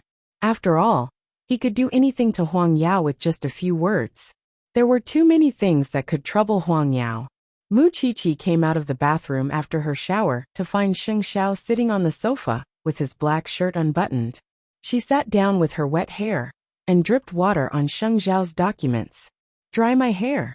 Sheng Xiao put down the documents and pulled his little one into his arms. After half a year, the little one's figure had become even more alluring, especially with fifth aunt giving her food supplements. Her entire face now looked rosy, lustrous, and plump. "I heard it when I was showering. What did third brother tell you?" Sheng Xiao chuckled softly at third brother's words. Chapter 422. The Sheng family wants to know if we have an unmarried daughter of suitable age, so that they can marry third brother to us. Heh. Mu Qiqi glared at Sheng Xiao in disdain. Wouldn't the Sheng family always try to curry favor with any major family? Isn't the Su family and the Gu family enough? The problem is my daughter is already taken. Wait, where would we get a daughter? Mu Qiqi was puzzled.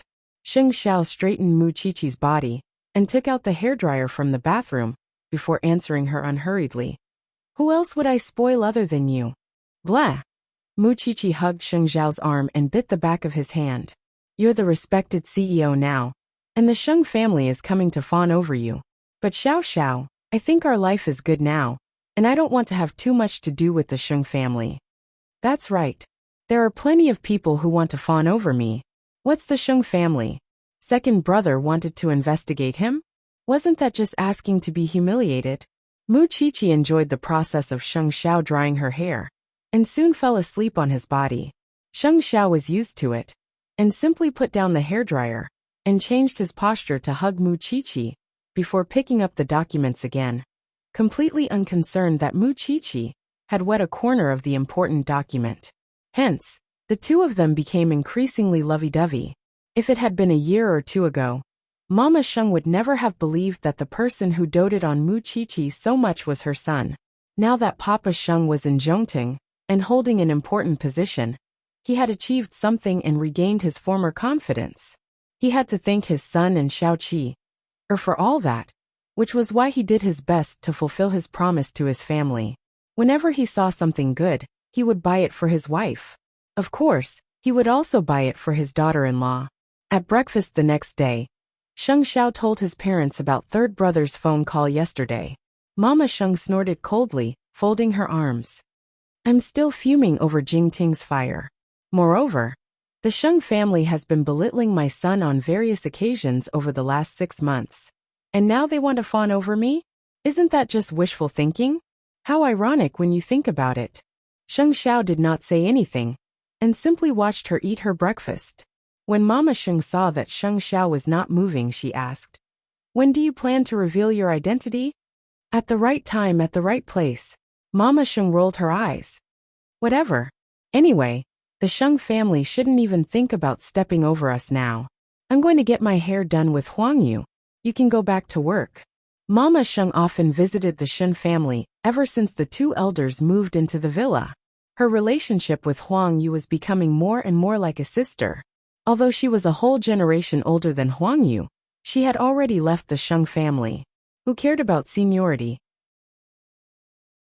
As long as he was happy. After listening to Mama Sheng's description, Huang Yu's eyes widened. The Sheng family is so shameless. They fawn over whoever is powerful. This isn't something that happened in a day or two. Mu Qiqi did not care about Zhongting's affairs, and focused on her research as a forensic doctor. Because of this, Feng Shanshan felt that she had no energy at all. And because she had to keep an eye on her, she could only stay in the forensics lab to look at those disgusting corpses on weekends when she was supposed to go on a date with her boyfriend. "Don't you go on a date?" "Why? Sheng Xiao might be broke, but doesn't the Shen family still have power and influence?" Mu Qiqi answered Feng Shanshan as she cleaned the corpse's wounds. "It's been half a year. Did you get anything from keeping an eye on me?" "Who's keeping an eye on you? You can't wait to go to the washroom with me. Isn't that keeping an eye on me?" Mu Qiqi retorted. "The Sheng family asked you to keep an eye on me. And then what? What kind of seasoning can I have for the old man's meal?" Feng Shanshan looked at Mu Qiqi in shock. It turned out that the quiet person she liked actually knew everything. "By the way, Feng Shanshan, If you keep following me like this, your boyfriend would be gone. He would probably think that you're trying to get gay, wouldn't he? Feng Shanshan was indeed a little tired after hearing that. But it was fortunate that he was her boyfriend of many years, and he was willing to listen as long as she explained. It's not that I don't want to say it, but you're not in this circle. You might not be able to satisfy the loneliness of a rich man, but there are plenty of people who can. Do you believe that? Mu Chichi, don't think that everyone is as disgusting as you, seducing your benefactor and turning the crown prince into a good-for-nothing. Mu Chichi said nothing, and simply turned to give Feng Shanshan a mocking look. After a while she spoke again. I'll be in the lab all day today. You should go on a date, or you'll hold a grudge against me when your boyfriend is gone. That's none of my business. Sheng Xiao is already like this. Haven't you thought of changing him? You're only 19. I know that all of you want to see Xiao Xiao lose everything and be chased out of the Shen family. But he's my man, and I'll always be by his side even if he has nothing. You don't have to worry about changing him. Feng Shanshan gave Mu Chichi a weird look. Then she really took her bag and left the forensics lab. She couldn't give up her love for old Sheng's money, but when she called her boyfriend, he told her that he was on a business trip. Helpless, Feng Shanshan returned to the lab. Would you believe that your boyfriend is with a beautiful woman right now? Shut up, Mu Chichi. My boyfriend loves me very much. Was it love that she didn't even tell him when he was on a business trip? She really couldn't understand such love. At the very least, she knew exactly where Sheng Xiao was when she was with him. If two people loved each other enough, they wouldn't think that it was a restraint, and would even let each other know where they were. Of course, Feng Shanshan had her suspicions, or she wouldn't have flown into a rage out of humiliation. However, the feeling of being exposed by one's enemy was another matter altogether. At night at the Sheng residence, before Sheng Kai returned home, old Sheng called Gu Xiling into his study and asked her when she was going to have a child. Grandfather, Sheng Kai and I have been preparing for a baby, but nothing happened in the last 6 months. Gu Xiling told the old man honestly. Well, did you go for a checkup? I did. The doctor told me that there's no problem, but I didn't dare to mention it to Sheng Kai. Chapter 423. Is that so? Old Sheng looked at the walking stick in his hand and told Gu Xiling. Maybe it's not the right time yet. Just wait a little longer. After all, who would want to admit that their grandson had a problem in that area? Although Gu Xiling thought so too, there was still a knot in her heart. After being married to Sheng Kai for half a year, they had been so close to each other that she almost got carried away. I know, grandfather, but if she still could not get pregnant, she still had to think of a way to get Sheng Kai to the hospital for a checkup. A few days later, at the land auction, everyone was discussing that they would be able to see someone from Zhongting today. Sheng Kai was naturally looking forward to it from his seat.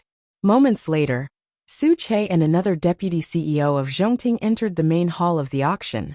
At that moment, many people in charge deliberately turned to look at the person in charge of Zhongting. After all, the company was too mysterious. Su Che's baby face looked very young, which shocked everyone present. To be able to strengthen Zhongting to such a terrifying extent in such a short period of time. Could it be this young man? No one knew the answer. And among them, Sheng Kai was the most puzzled, because he remembered Su Che.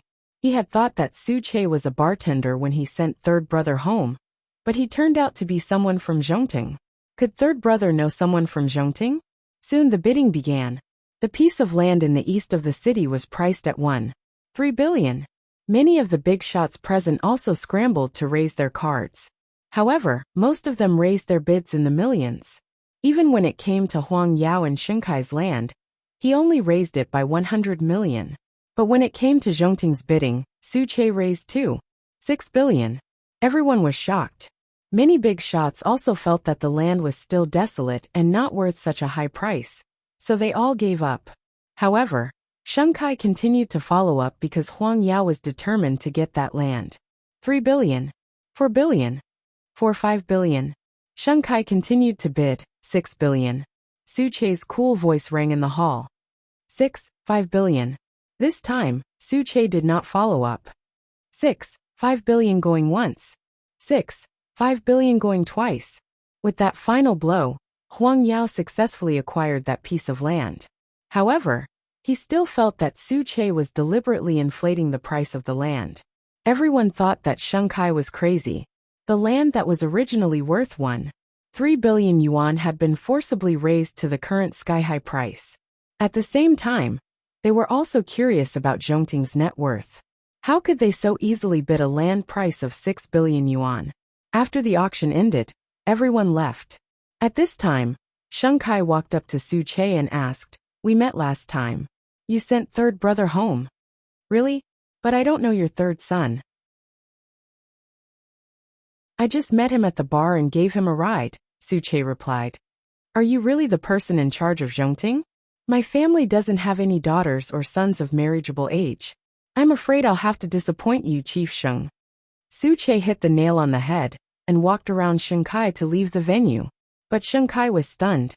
How could Su Che be so clear about the Sheng family's intentions? Zhongting was truly mysterious.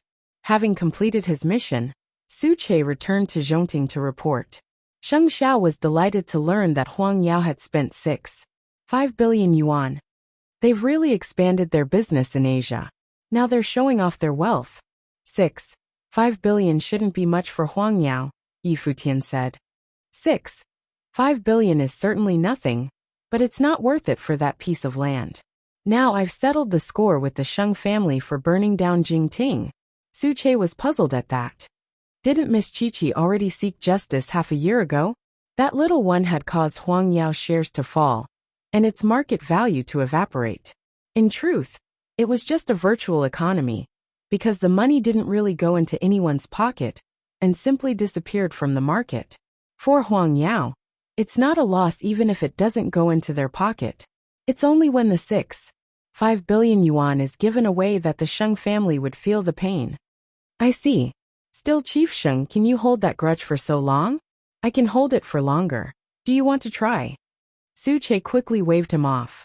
At the Sheng residence, when old Sheng learned that Sheng Kai had spent 6.5 billion yuan to buy a piece of land, he was almost overcome with rage. Still, Sheng Kai had his own excuse, and was very good at diverting the old man's attention. Zhongting is deliberately provoking us, trying to suppress Huang Yao's momentum. Grandpa, I can't let Zhongting's conspiracy succeed. Although we did spend 6.5 billion to buy the land, in the eyes of others, no one can shake our position in Jianshuan. Did you see the person in charge of Zhongting? The old man turned his attention to the mysterious Zhongting as expected. I saw a young man, but I suspect he's not the real person in charge. Investigate this matter thoroughly. Don't waste your money for nothing. You wouldn't even know you're being toyed with. Don't worry, grandfather.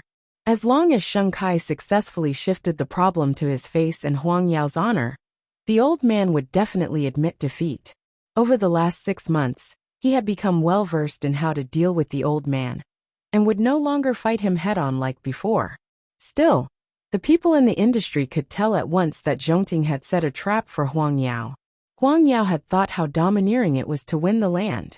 In the eyes of others, it was rich and arrogant, a fool with too much money. Gu Xiling had also heard the news from the outside. She could not help but say to Sheng Kai, "After spending half a year with you, I have no doubt about your ability. But why did you make such a fool out of yourself now?" Sheng Kai asked. Sheng Kai's nerves would relax a little as long as he was not facing the old man. I don't know why, but seeing the person in charge of Zhongting always gives me the desire to defeat him. Have you been too tired recently? Sheng Kai shook his head and turned to look at his wife. Maybe. It's been so long since Sheng Zhao's incident, but I feel like it happened just yesterday. He's a cripple now. What do you have to worry about? Sheng Kai took a deep breath. Finding his wife's words reasonable, he took his pajamas and went to the bathroom to wash up. The joke this time really made him feel ashamed and resentful. However, since it had already happened, he could only look into Zhongting. Late at night, when Mu Chichi reached home, she heard the whole family laughing on the sofa. What good thing had happened? Chapter 424. It's all Xing Zhao's fault. He made Huang Yao lose 6.5 billion to buy a piece of land worth only 1.3 billion. Mu Qiqi glared at Sheng Xiao after listening to Mama Sheng's explanation. Are you taking revenge on Huang Yao? There's nothing wrong with a business competition. How is it revenge? Sheng Xiao answered innocently. However, Mu Qiqi had a feeling that her man did it on purpose. Why are you back so late today? Another tough case. Mu Qiqi said to Sheng Xiao and got up from the sofa. I'm going to wash up. Go to bed early, Dad and Mom. Go ahead. Papa Sheng said cheerfully to Mu Qiqi. Ever since they left the Sheng family, Papa Sheng was more and more satisfied with his daughter-in-law. Before this, he thought that she was young and their family did not live together. That was why he thought that she had bewitched Sheng Xiao and misunderstood her a lot. But after living together, he realized that this girl was not pretentious at all. She was sensible and smart. She would think about her family. Most importantly, she was protective. It was no wonder that his son would fall for her completely. You've seen enough. Let's go back to our room and rest. Son, you're almost ready. Sheng Xiao watched his parents go back to their room. Then, he picked up the documents and continued reading. Indeed, it was time. Wasn't there a big shot who proposed to hold a top business gathering in Jianchuan? It seemed that it was this month. After taking a shower, Mu Qiqi went downstairs to welcome her man. But just as she sat on his lap, her phone rang. Mu Qiqi looked at the caller ID and knew that it must be another murder case. Another body was found in the sewers. Come and help, Qiqi. Mu Qiqi hung up and looked at Sheng Xiao helplessly. Xiao Xiao, I might have to work overtime. It's raining outside, Sheng Xiao said to her, glancing out of the window. It's more likely for murders to happen on rainy days. Mu Qiqi got down from his lap and went upstairs to change her clothes. At that moment, Sheng Xiao stood up and said, I'll send you there. But you still have work to deal with. It's the same in the car. Having said that, Sheng Xiao picked up the car key and pulled Mu Qiqi into his arms. If you go out in the middle of the night again, I'll spank your butt. Xiao Xiao, do you know that there have been 2 cases of female swine in the city? Their hands and feet were chopped off, and they died so miserably in the sewers. In this world, only we can avenge them. Since the little thing had said so, what else could he say? His usual domineering attitude was useless at this moment. What if I ask you to go out to the field when I'm sick? Tisk, of course I'll take care of you first before I go out. After all, there are people over there. Feng Shanshan is trying her best to make a contribution. It's not that she can't do it without me. But you can't leave me, can you? Mu Qiqi's face was written with one word, self-delusional. Of course, Sheng Xiao merely curled his lips and sent her to the spot where the corpse was found. The professor and the forensics team were all there. Feng Shanshan was there too. They held black umbrellas and stood at the entrance of the sewer. The body had already been moved out. Let's take a look at the corpse first, the professor told Mu Qiqi. Mu Qiqi nodded. She put on her raincoat and crouched under the canopy. It's still fresh from the color of the livor mortis. It's less than 8 hours old. Their hands and feet were also chopped off with a sharp object. There were no other wounds on their bodies, and they had all died from excessive blood loss, just like the other 2 corpses. Did they find red high heels in the sewers too? Yes. The other forensics team nodded. She's a fierce one. Women who lived alone liked to wear red high heels. Their backgrounds were clean, and they were ordinary office workers. They had no enemies, did not flirt with anyone, and had normal social relations. She must have a fetish, or a gender identity disorder. She targeted women between the ages of 23 to 27, and from the wounds on the corpses, she was shockingly strong. The problem is, the police have investigated the victims' backgrounds, but they did not find anyone unusual. Mu Qiqi thought about it. Still, we have to find something in common, something apart from the high heels. It was raining in the night, and Mu Qiqi's petite figure was standing under the canopy. Sheng Xiao was shocked. The little one was not afraid at all in the face of such gruesome corpses. In the end, the cold wind was biting. Mu Qiqi yawned in the canopy. When Sheng Xiao saw that, he quickly called Su Che. Go buy some hot drinks and bring them to me. The forensic doctors on duty thanked Mu Qiqi. when they saw that they could still drink hot drinks in such cold weather. Feng Shanshan saw Sheng Xiao's car not far away, and would be lying if she said she was not jealous. Although she did not know that Sheng Xiao was now the CEO of Zhongting, her boyfriend, who was also a man, chased her out of bed impatiently and locked the door when he heard that she was going out in the middle of the night. I used to think that forensics was cool when I was with you, but now I know how disgusting it is. Feng Shanshan did not say anything. She drove straight to the crime scene. I think we can start with the high heels. There was only one high heel in each of the 3 murders, and the other was not found in the girls' homes. I think it's still with the murderer. Feng Shanshan voiced her opinion. We can start with the high heels and see if we can find anything. I'm afraid the 4th and 5th victims' corpses would have been found by the time you're done with the high heels. Mu Qiqi retorted. Then according to you, how should we investigate? Look for the murder weapon. So far, we haven't found an accurate murder weapon. If we know what weapon it is, we can roughly determine his occupation and approximate his weight. Compared to looking for the high heels, this is more realistic. The murder weapon is the first, the professor said. Go back to the forensics lab and find the sharp object closest to the wound to test it. Feng Shanshan snorted coldly. Still, bring the high heels back for a detailed report. Do a detailed count of the brand, place of origin, date of production, and so on. Also, the rain is too heavy. You two go back first. I'll follow up with the forensics team tonight. Feng Shanshan and Mu Qiqi shared a look and brushed past each other. You're always so annoying. Same to you. The man you ruined is in the car, isn't he? Why can't he come down and greet everyone? Chapter 425. Xiao Xiao, let's go home. Before Sheng Xiao drove off, he glanced at Feng Shanshan, who was taking a taxi. This woman had been bribed by old Sheng to keep an eye on Qi. He did not expect her to be so determined to keep an eye on Qi, for half a year. Of course, Feng Shanshan did not stop causing trouble for Qi, over the past 6 months. Such a person is not worth your time. Leave this woman to me. Mu Qiqi seemed to have seen through Sheng Xiao. She knew what this man was planning. Feng Shanshan is proud, but it's also because she has real talent. It's just that her boyfriend probably can't stand her anymore. I've asked Aunt Wu to prepare the water for you again. Go home and take a good bath. Got it, Mu Qiqi nodded. Meanwhile, Feng Shanshan had just gotten a taxi and rushed all the way to her boyfriend's house. However, he would not open the door for her no matter what. Feng Shanshan sat in the living room dejectedly.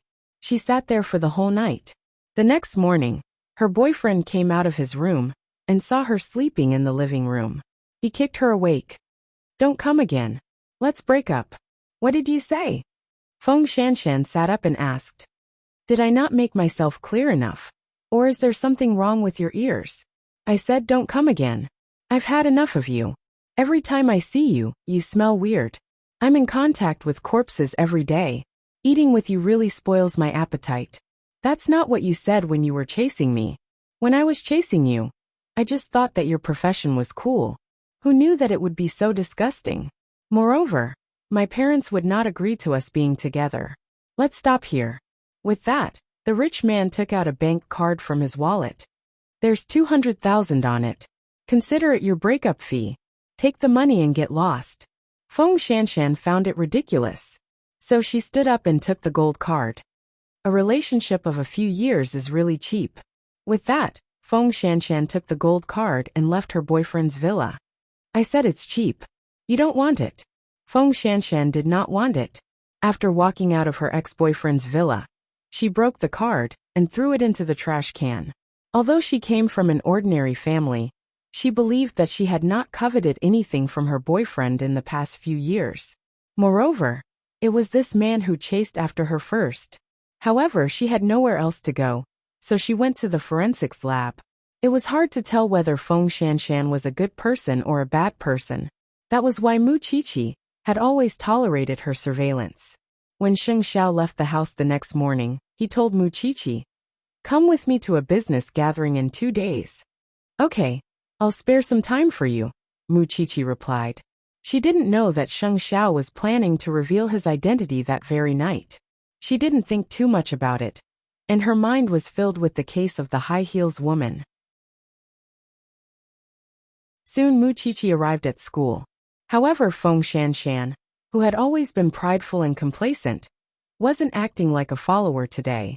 She was quietly sprawled over her desk, probably because she didn't sleep well last night. After school, they went to the forensics lab together. However, Mu Qiqi could tell that Feng Shanshan's complexion wasn't quite right. "You look worse than the corpses inside." Feng Shanshan leaned against the door and breathed rapidly, but she still helped the professor with the simulation test of the murder weapon. However, halfway through, Feng Shanshan fainted. "Take her to the hospital. She looks so pale." "Professor, please continue. I'll take her there." Right now, the entire forensics team was tied down, and only she and Feng Shanshan were interns, which wasn't that important. The professor nodded and told Mu Qiqi, "Take good care of her." Even though the professor was aware that the two never got along, Mu Qiqi was someone who could tell right from wrong. He was not at all worried that Mu Qiqi would cause trouble for Feng Shanshan, since she was a person who could tell right from wrong. Soon, Mu Qiqi sent Feng Shanshan to the hospital, where the doctor said after a checkup, "I'm afraid she can't keep the child in her womb." "Are her family here yet?" "I'm her classmate. Can I? I don't know her family, and I don't know how to contact them." "Okay, sign here," the doctor said to her. Another one who didn't take care of herself. After Mu Qiqi signed, the doctor's operation was quick. In less than an hour, Feng Shanshan was wheeled out, and she was awake. However, her complexion was very bad, and she was even more surprised when she saw Mu Qiqi guarding her in the hospital. If you really think you're so cool, why did you put yourself in such a mess? Do you allow a man to be selfish?" Mu Qiqi glared at her. "You're fine now. You can call your family yourself. I won't keep you company. I was spying on you, and you still helped me? Don't get me wrong. Everyone was busy with the experiment, and I was the only one who had the time to send you here." With that, Mu Qiqi turned to leave, but before she walked out of the door, she said to her, "Since you're so proud, why did you go to such a rich family? If a man really loves you, it's impossible for him not to take contraceptives." Another blind man. Feng Shanshan remembered that Lu Qianqian, who was close to Mu Qiqi, was also in the same situation. "You win. Now that you have something on me, you can do whatever you want. I'm not that lowly." After saying that, Mu Qiqi really turned around and left. Meanwhile, Feng Shanshan sat on the bed and burst into tears. She was already 22 years old. Unlike Mu Qiqi, if that man was reliable, she could definitely get married and have children. Unfortunately, everything was gone in one night. However, there was no medicine for regret in this world. Moreover, Mu Qiqi, don't think that I would give up on the Sheng family's money just because you helped me. Feng Shanshan thought to herself that she would still do the same thing. But Mu Qiqi had never been afraid. Having met Su Che at the auction, Sheng Kai had a feeling that third brother might really know him. Hence, he tested him when third brother returned home. "Do you remember the person who sent you home when you had too much to drink?" Su Che had already spoken to third brother, and it was naturally easy for him to answer such questions. "I don't know him. Isn't he the bartender? I had too much to drink and was delirious." "Why are you asking about him?" "He's the person in charge of Zhongting's plot of land in the east of the city." Chapter 426. You're overthinking it. I'm just asking. Third brother nodded. "All right, I'm going back to my room. Oh, by the way, I heard that there's a top business gathering in a few days. We're all going, aren't we?" "Sister-in-law me, and you were all going. You know very well why you're going." He was going to look for his future wife. Third brother shrugged nonchalantly. He was only concerned if eighth brother would go. "I don't know why, but even though I know that eighth brother is useless now, I still feel that he might make a comeback. I don't know if I'm being paranoid." Third brother said nothing, and simply slipped into his room to sleep soundly. He could pretend he didn't know if he saw eighth brother at the business gathering. After all, who didn't know how to play dumb? After keeping a low profile for over half a year, It was time for eighth brother to show himself. Otherwise, the outside world would really think that he was crippled. Since Zhongting had tricked Huang Yao, old Sheng would definitely not go to Zhongting for in-laws. After all, Su Che had clearly told Sheng Kai that they could marry into the Sheng family if there were no girls of suitable age in their family. And since there was a grudge, they could only be enemies. Be that as it may, the people of Jianchuan had yet to meet the person in charge. Why was he acting so mysterious? There's no telling which powerful family is pulling strings behind the scenes, toying with people's hearts, and making Huang Yao suffer the moment they arrived. Still, it's just a new company. Could they really fly? If the person in charge of Zhongting is really going to the business gathering, you'd better get back at me for what happened before. The old man instructed Sheng Kai. Don't worry, grandfather. I'll bring Xiling and third brother there. We wouldn't lose to Zhongting in terms of momentum. Since you've made all the arrangements, go back and rest. By the way, second brother, don't ignore Xiling's feelings just because you're worried about work. Spend more time with her when you have time. In other words, the old man was implying that he should spend more time rolling in the sheets with Xiling and having children. I understand. Speaking of children, it had already been more than half a year, but there was still no movement. He had no idea why. When he and Gu Xiling got married, she hadn't had a man yet, so there shouldn't be any problems with her body. But in the past 6 months, he hadn't used any contraceptives. How could she not get pregnant? Don't think that Sheng Kai didn't have any doubts. He was also curious about this matter. Therefore, he planned to arrange for a private doctor to do a self-examination when he had time. He would first rule out that there was no problem with his fertility. By the way, it's almost your half-year anniversary of your marriage with Xiling. You should go out and celebrate. Sheng Kai nodded, intending to book a table at Empire Hotel. Although it was a contract marriage, over the past 6 months, the couple had been acting like they were the real deal. It was hard to tell if they were acting or not. No matter what, as a husband, he had to fulfill his responsibilities. So he asked his secretary to make arrangements to book a table and prepare flowers for their half-year anniversary. Feng Shanshan had lost a child, but that **starred was drinking and dating beautiful women in a hotel. Feng Shanshan found out where her ex-boyfriend was from their mutual friend and took a taxi to Empire Hotel. She didn't want this man, but she wanted justice for the child. So, she found the table where the man was having a meal with his new girlfriend in the restaurant. The man was promptly displeased when he saw her. Didn't we break up? How could you find me here? I'm here to see why a man who just dumped his ex-girlfriend 2 days ago could go on a date with a new girl, as if nothing had happened. We've already broken up. What do you care? I'm not trying to care about trash like you. I just want to tell this new sister that this man never wears a condom in bed.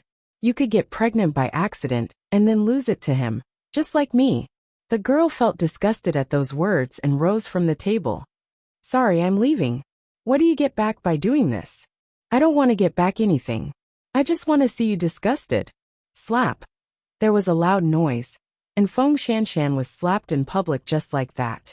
I gave you face, but you don't want it. Meanwhile, Sheng Kai and Gu Xiling were in the open-air restaurant. Feeling their mood affected by the commotion, they called for the hotel manager. What are the security guards doing in this hotel? I'm really sorry, Chief Sheng and Mrs. Sheng. We'll take care of it right away. With that, the hotel manager led the security guards to Feng Shanshan and the scumbag. I'm sorry, but could you please leave? You've seriously disturbed other customers. I'm your VVP. The scumbag shouted. You just have to chase this woman out. Feng Shanshan saw Sheng Kai and Gu Xiling not far away. She had seen both of them when she visited the Sheng family. Still, they probably wouldn't remember her. No, they wouldn't stand up for her even if they remembered her. Who did she think she was? In the end, it was Mu Chichi who called. The professor is asking why you're not here yet. What time is it? I'm in Empire Hotel. I'm in a bit of trouble. For some reason, Feng Shanshan had the illusion that Mu Chichi might be willing to help her. In Mu Chichi's opinion, that woman loved to torment. Of course, she could understand that Feng Shanshan's current mood was exactly the same as Lu Qianqian's before. Even so, wouldn't you be digging your own grave if you went looking for trouble? Miss, please leave. My friend will be here soon, Feng Shanshan said. Feng Shanshan, this is the first time I've realized that you're so annoying and despicable. This time, Feng Shanshan didn't hold back and promptly slapped the scumbag across his face. You don't deserve to call me by my name. Sheng Kai and Gu Xiling were sitting nearby. Unable to hold back at the commotion, he turned to the hotel manager and said, Aren't you going to ask someone like that to leave? She's affecting my anniversary with my wife. Miss, please. Hence, Feng Shanshan was escorted out of Empire Hotel by the security guards. Still, it was here that Feng Shanshan saw the disgusting faces of the Sheng family. Over the last 6 months, she had been watching over Mu Qiqi on old Sheng's behalf. Although she didn't expect Sheng Kai to put in a word for her, it was quite cold-blooded for him to stand by and watch. Chapter 427. When Mu Qiqi arrived at Empire Hotel, she found Feng Shanshan crouching at the entrance, with the hotel's security standing beside her. Mu Qiqi walked up to her in disappointment. You're my enemy. Shouldn't you at least have the self-awareness of being my enemy? Feng Shanshan looked up, her face streaked with tears. All she felt was that she was ridiculous, pathetic, and trampled upon. Now, I finally understand the benefits of being rich. Don't tell me you're even more perverted after being provoked. Mu Qiqi pulled her up from the stairs. If a person wants to be respected, money is secondary. First, you have to think highly of yourself. Having a rich boyfriend would certainly satisfy your vanity. But don't forget that rich young masters are not to be trifled with. Don't you regret ruining the crown prince? Why should I? Mu Qiqi was so angry that she almost laughed. Although I don't want to admit it, your ability is indeed extraordinary. With these, you can also reap a good life. Why must you go to a fancy trash can to find a man? I didn't expect that I have such a high opinion of you. Hurry up and clean up your ugly face. Report to the forensics lab. Mu Qiqi did not want to waste any more time on Feng Shanshan. However, that scumbag of a boyfriend had just stepped out of the hotel. When they saw each other, they hurriedly approached. You slut, you haven't left yet. Great. Helpless, Mu Qiqi went up to him and pushed him away. I know you don't care that Feng Shanshan had a child in her, but you should do some good for yourself. The scumbag laughed when he saw that it was Mu Qiqi. And here I was wondering who it was. I didn't expect it to be the bride, Mu Qiqi. What? You ruined the crown prince. And now you want to drag another man down with you? Are you sure you want to fight me head-on with your meager assets? Mu Qiqi asked in return. Who knows, you might end up worse than Feng Shanshan tomorrow. Considering her identity as a member of the Shen family, the scumbag did not dare to spout nonsense. So, he found an excuse to warn Feng Shanshan. Don't ever appear in front of me again. Otherwise, I'll beat you up every time I see you. Scum like him, you still don't want to admit it? Were you blind before? Feng Shanshan had nothing to say. In fact, she felt that she was quite a scumbag. Now it was just retribution. After thinking it through, Feng Shanshan wiped away her tears and said to Mu Qiqi, Let's go. Let's go there now. Don't think I'll give in to you just because you helped me. Do I need you to let me? Both of them quickly rushed to the forensics lab.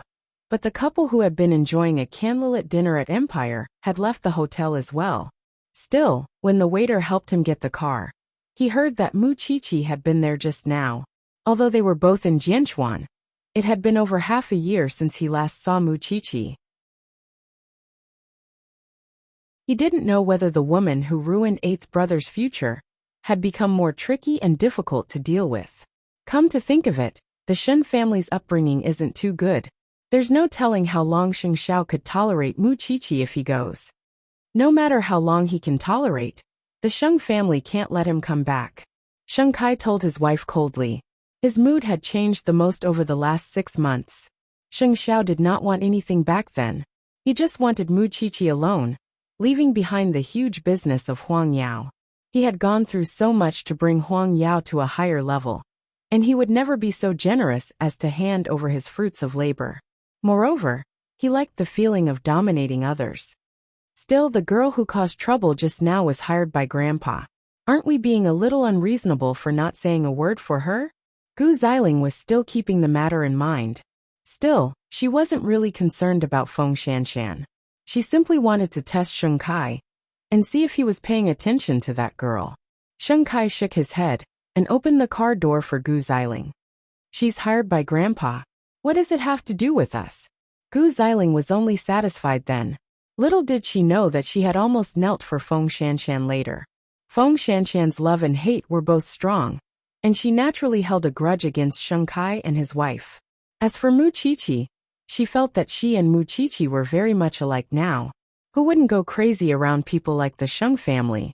It was clear from how old Sheng had paid her to keep an eye on Mu Qiqi for half a year that the old man's strong desire for control was evident.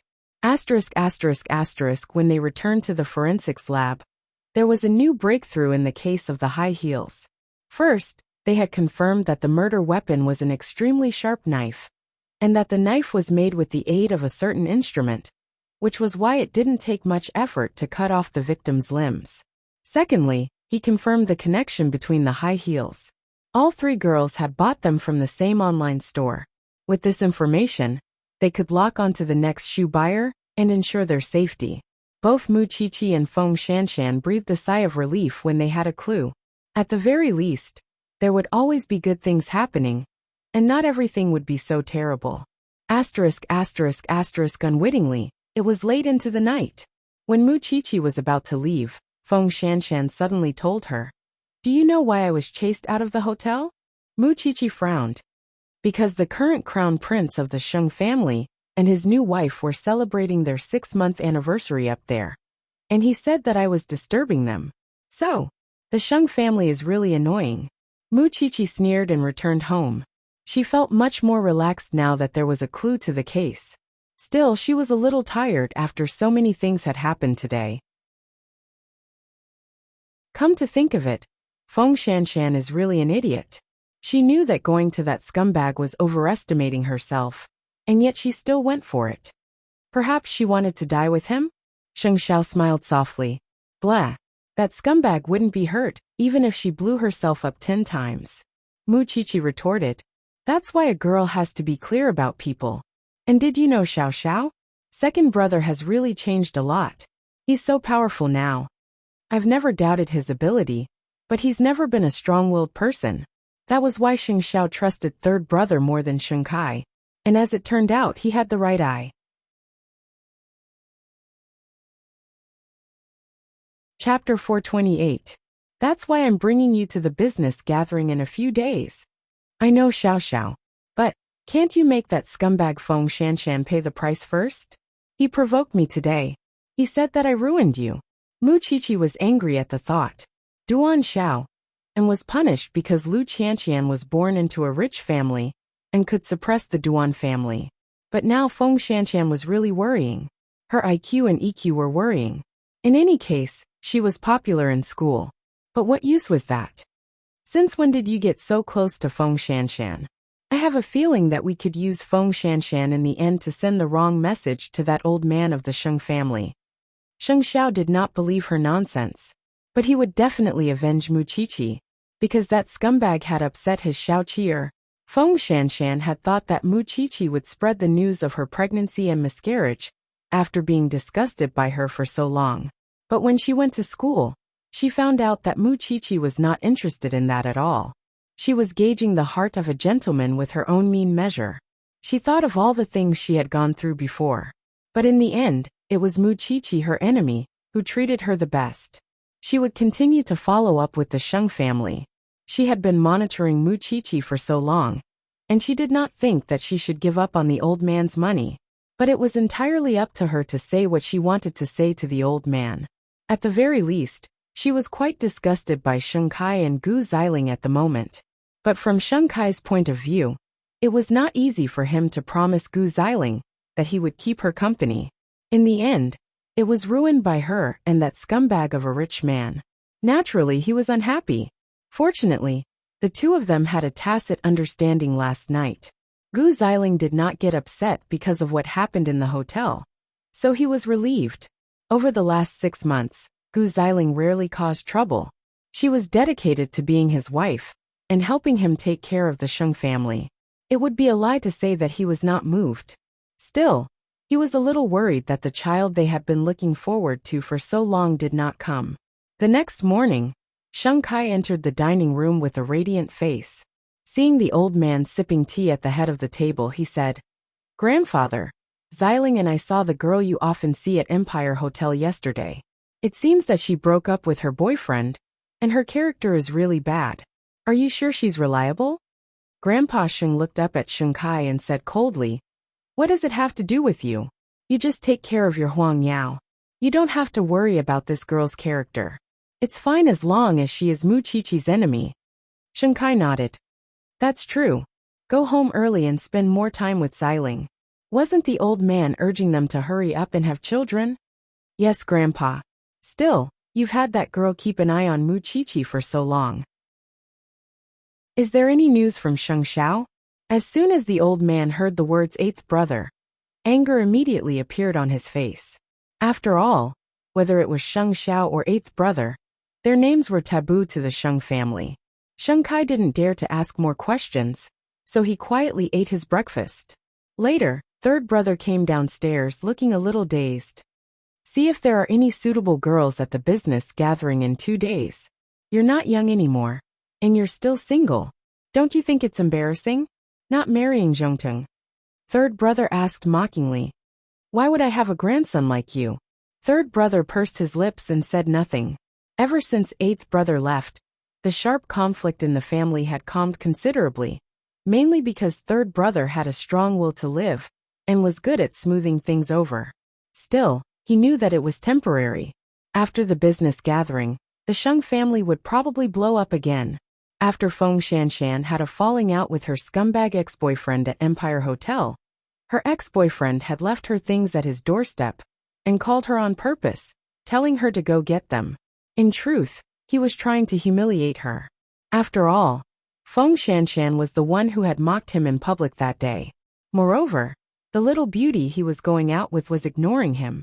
Feng Shanshan was in the forensics lab when she answered the call, and found that Mu Qiqi was looking at her when she hung up. "Is eavesdropping a habit of yours?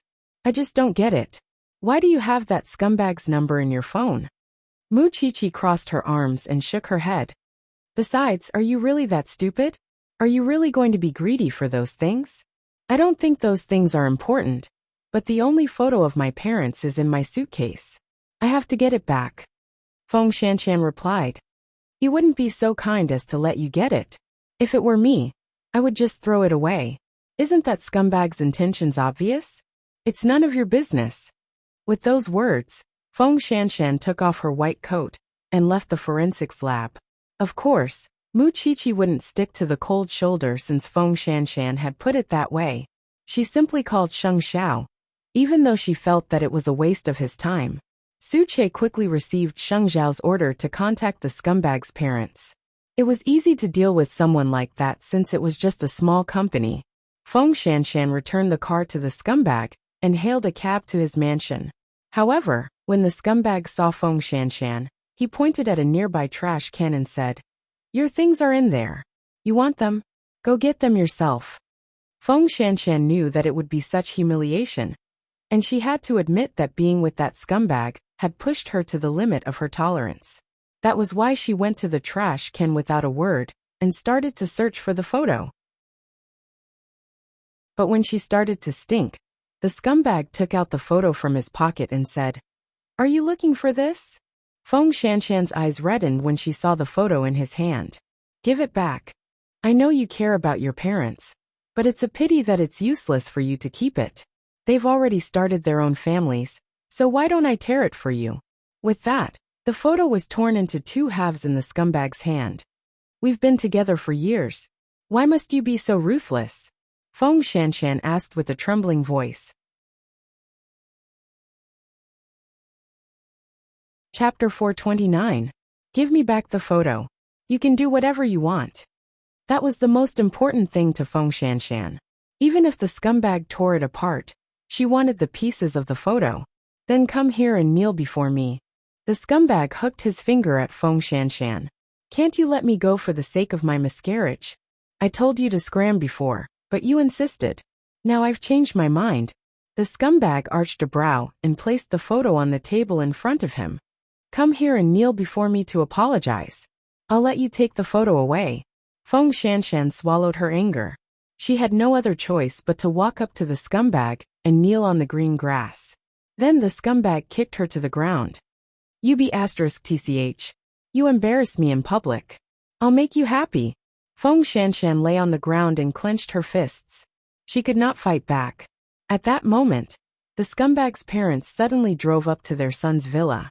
When the scumbag saw his parents' car parked at the door, he quickly helped Feng Shanshan up from the ground. Shanshan, why did you fall to the ground? He asked with hypocrisy. The scumbag's father was not fooled. After getting out of the car, he walked up to his son, picked up a stool beside him, and smashed it on his back.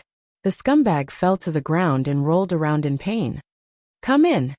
His imposing figure dragged the scumbag into the living room with an absolute aura.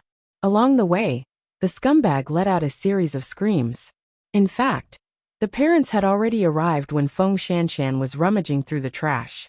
2 days ago, someone from Zhongting came to discuss a takeover. They did not know the reason, but today, they called him and told him to go home and teach his son a lesson. If he had not seen the scumbag humiliating a girl, he would have thought himself innocent. However, after seeing what his son had done as a father, he couldn't say anything.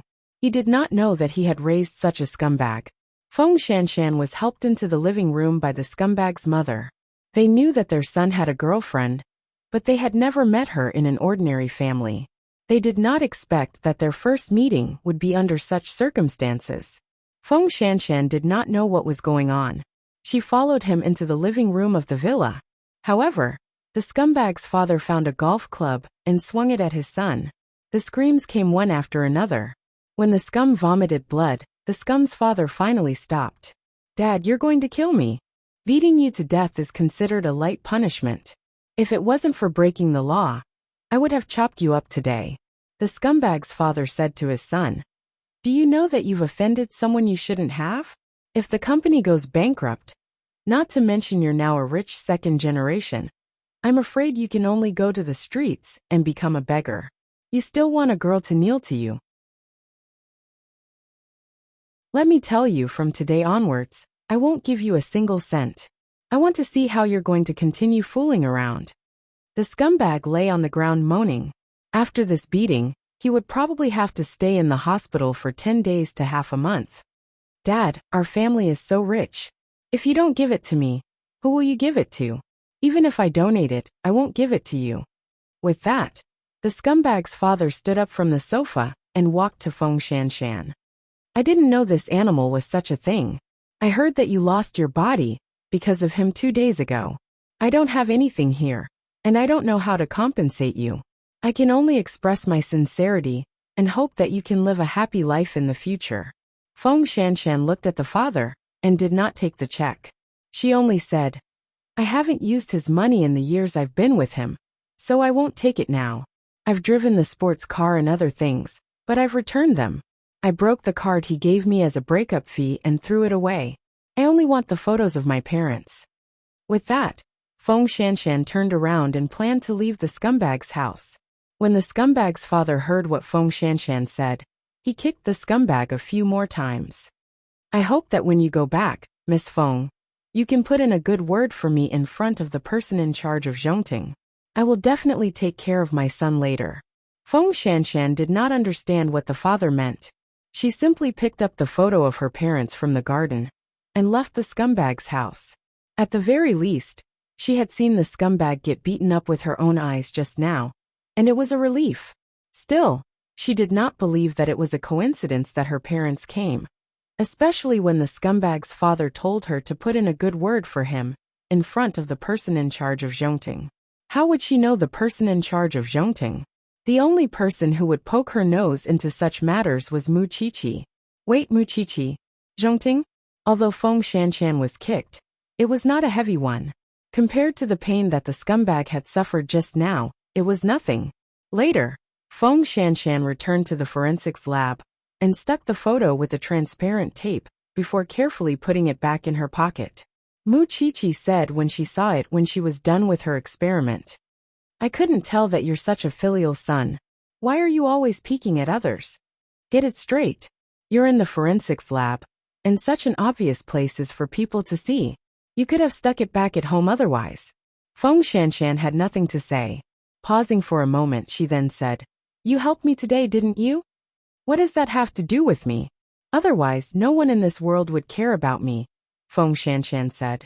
The photo you saw just now was when I was 15 years old. It was the last photo of my parents before they divorced. After that, the two of them started their own families. Other than giving me a fixed amount of money every month, they didn't ask about anything else. But why would I tell you that? What happened to you at the Mu family back then is no less spread, and not much better than me. Mu Chichi said nothing, and simply washed the utensils in silence. Your family built Zhongting, didn't they? Or perhaps the crown prince built it. How so? Otherwise, I can't think of any other reason why someone from Zhongting would help an annoying stranger like me. At those words, Mu Chichi turned to look at Feng Shanshan. So, are you going to tell the Sheng family? Feng Shanshan smiled but said nothing. Chapter 430. Come to think of it, it was time for her to complain to the Sheng family. One night later, Feng Shanshan asked Mu Chichi, as she was leaving the forensics lab, Do you want me to tell the Sheng family? I really don't need that. It's up to you. The two of them still maintain this kind of atmosphere. As long as they were together, they would be at daggers drawn. Especially in school, Feng Shanshan still had many good friends, while Mu Chichi was still a lone wolf. But for now, Feng Shanshan would not really cause trouble for Mu Chichi in private. In fact, on the surface, the two of them seemed to be competing with each other. But in fact, they were both cool and had done many things for each other. Mu Chichi mainly treated Feng Shanshan because of the miscarriage and the scumbag. Feng Shanshan, on the other hand, blocked a lot of rumors for Mu Chichi. Naturally, the main reason was still the Sheng family. As a matter of fact, old Sheng would sometimes have Feng Shanshan come to him if he wanted to know something, and at other times, he would go to her personally. However, the matter with Mu Chichi had become more and more boring over the last 6 months. That was why the old man had been too lazy to seek her out, and would have her come by herself, with the butler bringing her to the old man's study. It was the same on this night. Feng Shanshan followed the old butler when she arrived at the Sheng residence. Along the way, she met the other members of the Sheng family, including Gu Xiling. Gu Xiling recognized Feng Shanshan at once, and asked the butler, Did Grandpa bring this woman in again? Young madam, it's Grandpa's business. Servants like us shouldn't ask. Gu Xiling, dressed in a long white dress, glared at Feng Shanshan imperiously. We've met at Empire Hotel. I remember. Feng Shanshan's words held a hidden meaning. I don't understand why Grandpa would think so highly of you. Perhaps you have something special about you. But I was a little surprised when I saw you that day at the hotel. I think that you should at least maintain your basic manners as a woman, and don't cross the line again. I don't think I have to listen to your teachings, young madam. Feng Shanshan retorted stubbornly, before turning to the old butler. Let's hurry inside. Gu Xiling was stunned. It seemed to be the first time she met such a stubborn person. No, it was the second time. Mu Chichi was one of them. Was that why the old man valued this woman so much that she kept an eye on Mu Chichi? Birds of a feather really do flock together. Feng Shanshan did not take Gu Xiling's words to heart. She only had one boss, and that was Grandpa Sheng. A moment later, the two of them entered the old master's study, where the old master was practicing calligraphy. Chairman, I'm here to report as usual. There's nothing special, let's go back. Grandpa Sheng said. However, you haven't seen Xing Xiao even once in such a long time. Grandpa Sheng was always angry when others mentioned Xing Xiao. However, he could mention it himself. That was how capricious he was. I've only seen him once. There was a murder in the middle of the night. He drove Mu Chichi to the crime scene. He was driving a very ordinary car, and he looked very dispirited, Feng Shanshan replied. He doesn't look like the handsome crown prince at all. What can you do even if you're willing to be ruined by that bitch? In the future, you can come here once every 2 weeks. Or if you have any special discoveries, you can come here directly. I see that the young madam of your family doesn't like me. I'll call you from now on, Feng Shanshan suggested. After all, the Sheng family isn't a place commoners like us can just come in. The old man frowned at that but nodded. That works. The family was so arrogant that they considered themselves kings and emperors. And when Feng Shanshan left the Sheng family's residence, the servants kept a close eye on her. Were they afraid that a commoner like her would steal something? It was no wonder Mu Qiqi hated the Sheng family so much. There was no normal person who wouldn't hate such a family. Their eyes were all on top of their heads. After leaving the Sheng family's residence, Feng Shanshan turned to look at the huge mansion. They had a lot of money, but they were really stupid.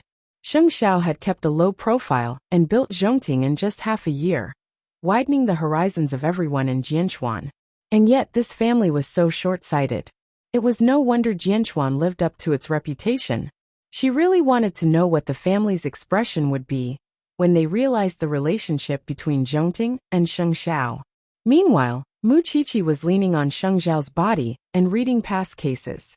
Still, when she remembered that Feng Shanshan had gone to the Sheng family, she tugged at Sheng Xiao's sleeve and asked, "Do you think Feng Shanshan would tell the Sheng family about your relationship with Zhongting? Don't you know the answer in your heart?" Sheng Xiao glared at her.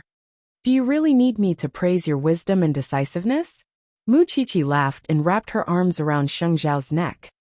"I heard that Feng Shanshan's ex-boyfriend was sent to the hospital after being beaten up by his own father. Su Che is so reassuring. You've vented your anger." "Of course I've vented my anger with my husband, it feels good." Sheng Xiao pressed down on Mu Qiqi's head to stop her from moving around.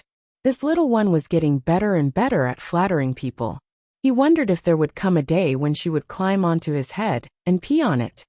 "So when is the business gathering?" "In 2 days. Sheng Xiao replied. "I'm getting a little excited just thinking about it." Mu Qiqi chuckled. On the next day, Mu Qiqi and Feng Shanshan ran into each other in school. The professor called them to inform them that the case of the high heels corpse had been solved. Both of them shared a look, but neither said a word. No one could understand this kind of love-hate relationship. It turned out that the culprit was the lover of the shoe shop owner. She would wear those heels every time they went on a date, which left a deep mark in his heart. Later, when he found out that the woman was wearing red heels with someone else, he killed her in a fit of impulse, chopping off her limbs and throwing her into the sewers. From then on, he hated anyone who bought these red high heels. That was why he pretended to be the man's lover and continued selling shoes online. He would get the address of anyone who bought those red heels and kill them to vent his anger. To experience that pleasure, he even built a machine with his own hands that could instantly remove the limbs of a corpse.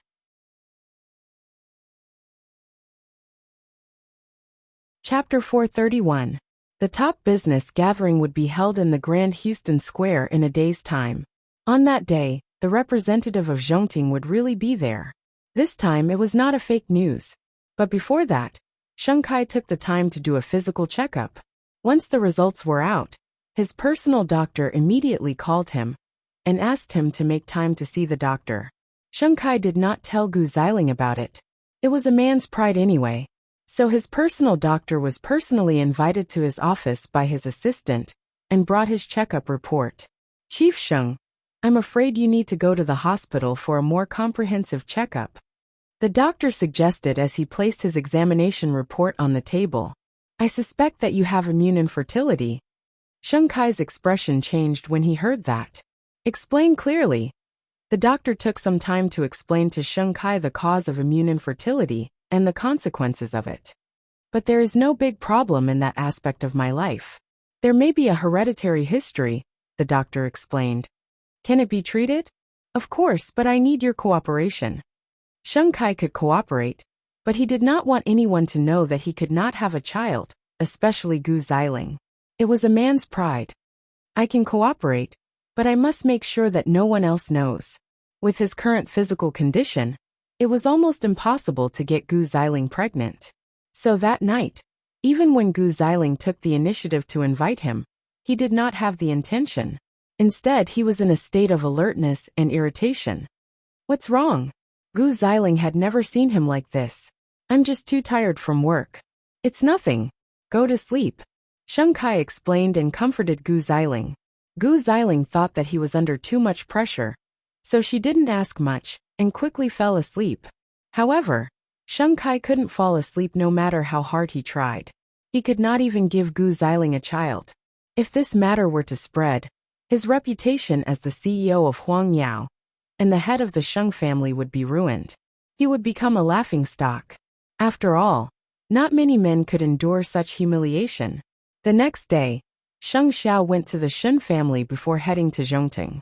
After all, Shen Jianchuan was the one who made him who he was, which was why in his heart, Shen Jianchuan was his father just like Papa Sheng. The reason why he went to the Shen family was to ask Shen Jianchuan if he wanted to attend the business gathering that night. Shen Jianchuan knew that he had already decided to reveal his identity.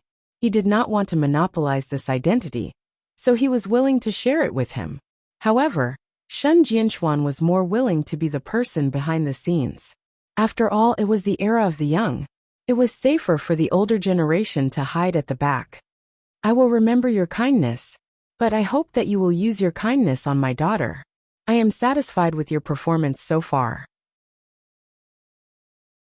As for the business gathering, it is an occasion for you youngsters. I will stay at home and fish with the old man.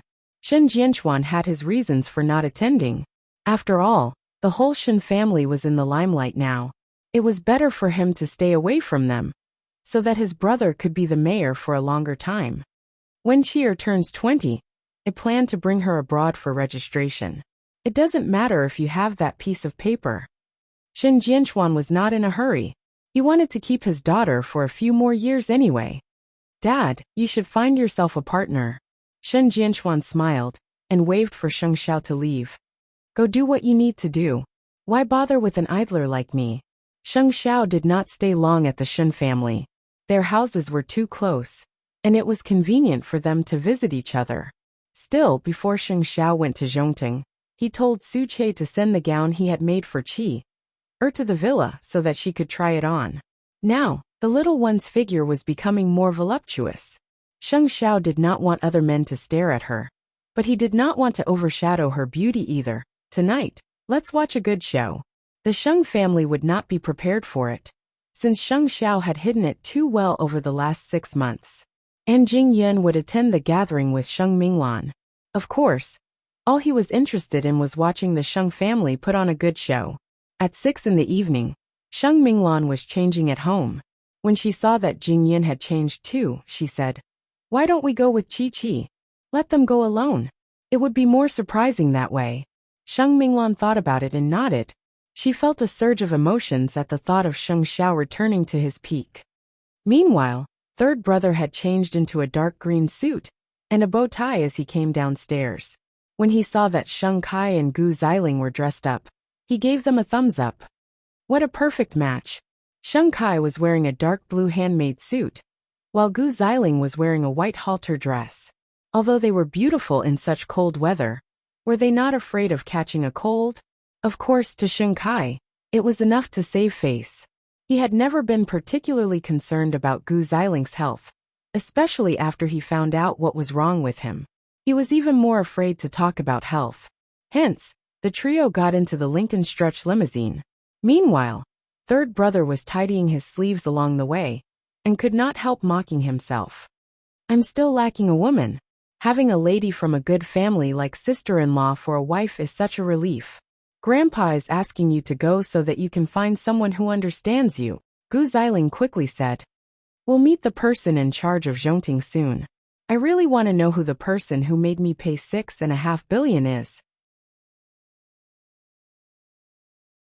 Third brother pretended not to understand, and pretended to be a depressed youth as he looked out the window. Otherwise he would have laughed out loud.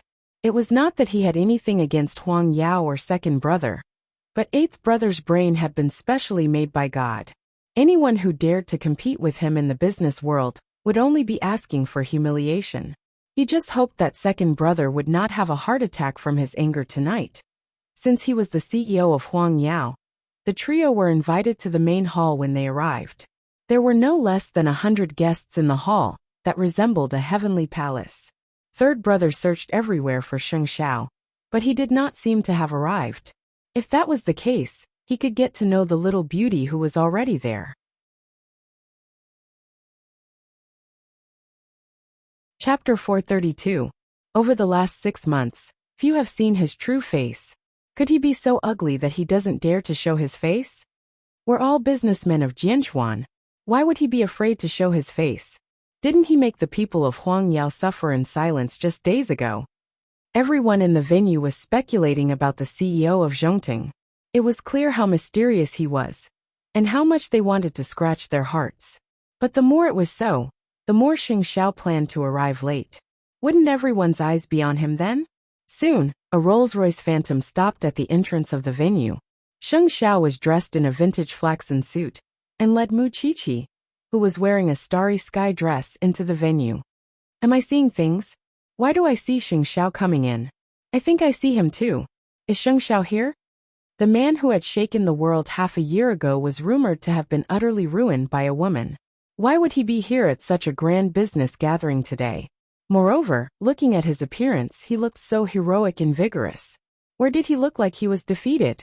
Everyone in the venue watched as Sheng Xiao led Mu Qiqi and Su Che into the venue. Of course, the esteemed guests did not seem to have connected Sheng Xiao with Zhongting, and were therefore very puzzled by his arrival. Only the bigwigs who worked with Sheng Xiao quickly came up and shook his hand. Chief Sheng, we welcome you. Yeah, I thought you wouldn't come to a gathering like this, since you're so busy every day. Sheng Xiao smiled in return, and turned to Sheng Kai nearby. Wait, what's going on? Isn't the Crown Prince of Huang Yao second young master Sheng Kai now? Don't talk nonsense. Chief Sheng coming to the gathering has nothing to do with Huang Yao, because he's now the CEO of Zhongting. A friend who was close to Sheng Xiao explained for him. With his explanation, everyone came to a sudden realization. So he's the CEO of Zhongting. Oh my God! This means that he has been developing the military industry for the past 6 months. It's not like what the rumors say, that his future was ruined by a woman. Now all the guests were shocked. The former crown prince of Huang Yao, whom they thought would never rise again in this lifetime, had developed an impressive military enterprise in just half a year. Sheng Xiao had thought that there was nothing left after he left Huang Yao. In the end, he became the CEO of Zhongting. This was probably the most powerful slap in the face in the world, right? Listening to the shocked voices of the guests, one could tell how much Sheng Xiao had shocked them. Not far away, Sheng Kai was in disbelief too. Grandpa had sent someone to keep an eye on Mu Qiqi. Everyone in the Shen family had said that Sheng Xiao was a poor son-in-law. But who would have thought that? This person actually managed to pull the wool over everyone's eyes. Actually, he had long been full of ambition, and was already plotting something else. No. Sheng Kai felt humiliated, because it meant that Sheng Xiao did not care for Huang Yao at all. That was why he left the Sheng family in such a manner, and established Zhongting in just half a year. This person did not just betray his family, and it was not just Sheng Kai. Even Gu Xiling, who was standing beside Sheng Kai, had to admit that no matter how hard Sheng Kai worked, the gap between an ordinary person and a genius was clear. Everyone else would pale in comparison when they were in the same space as Sheng Xiao. Even though he didn't appear in such an arrogant manner, appearing quietly and normally as a person in charge, he was still so dazzling that it made others feel ashamed of their own inferiority. I really didn't expect that Sheng Xiao would be Sheng Xiao. What a shock. The guests' discussion grew louder and louder. It was only then that Jing Yin led Sheng Minglan to Sheng Xiao. Hello, Chief Sheng. Sheng Xiao reached out and shook Jing Yin's hand. We might have a chance to work together. In just half a year, Sheng Xiao had become much more mature. The sharpness around him had faded, and he no longer had the sense of danger that people could see from him wherever he went. As expected of someone who caught Secretary He's eye, he didn't disappoint us. Chief Sheng, I look forward to working with you. Sheng Xiao thanked all the guests who came up to him, before turning his eyes to Sheng Kai. In that very moment, Sheng Kai's existence was a joke. He picked up Huang Yao that Sheng Xiao did not want. He picked up the woman that Sheng Xiao did not want. At first, he thought that he was shouldering the responsibility of the family. But now, it seemed that the entire Sheng family was nothing more than chess pieces on Sheng Zhao's chessboard. Gu Xiling could empathize with Sheng Kai's feelings, because she was feeling complicated as well. Even so, it was precisely because of such an occasion that she should not lose face. Let's go and say hello. Sheng Kai walked stiffly to Sheng Xiao and Mu Qiqi, and said through clenched teeth, "Nice move. You've turned everyone in the Sheng family into a joke. It's my business how I develop after I left the Sheng family. Why would I make the Sheng family feel so bad now that I've become successful?" Sheng Xiao asked in return. "Now that you're the high and mighty CEO of Zhongting, and all the bigwigs in Jianchuan are your friends, is there a need for you to talk to old people like us who have no power? Just a few days ago, you had your assistant humiliate me at the auction. Sheng Xiao, don't you think you're so great? Abandoning Huang Yao to build Zhongting?" Sheng Xiao said nothing in response to Sheng Kai's question, but Mu Qiqi did. In half a year, she had become even more mature and beautiful. Don't think too highly of yourselves. Xiao Xiao left the Sheng family to escape old Sheng's control. Don't you know what's bothering you? It's been half a year, and you're still as sharp as ever. Sheng Kai retorted. You're the one who took him away. Sheng Xiao was fine at home back then. And would he have left if not for you? So I've given you the position of the CEO, the shares, and you've become the boss. Now you're blaming Xiao Xiao for abandoning his responsibilities? Aren't you a B***th now? Mu Qiqi was not to be outdone. Why is the Sheng family so hateful? Why is everyone so full of themselves? When you want Sheng Xiao to manage Huang Yao, he has to work without complaint. And when you want power, you kick him out and send people to keep an eye on him every day. Now you're jealous when he's making it big? Mu Qiqi. Sheng Kai's voice was a little louder now. You're tuning in to the Li Mei's Sword of Destiny YouTube channel. We're so grateful for your support. And don't forget to subscribe to join us on this incredible journey through captivating stories. Your generosity through donations truly makes a world of difference, as it's the primary source of revenue that allows me to expand and enhance this channel for you. Thank you from the bottom of my heart for being a part of this adventure.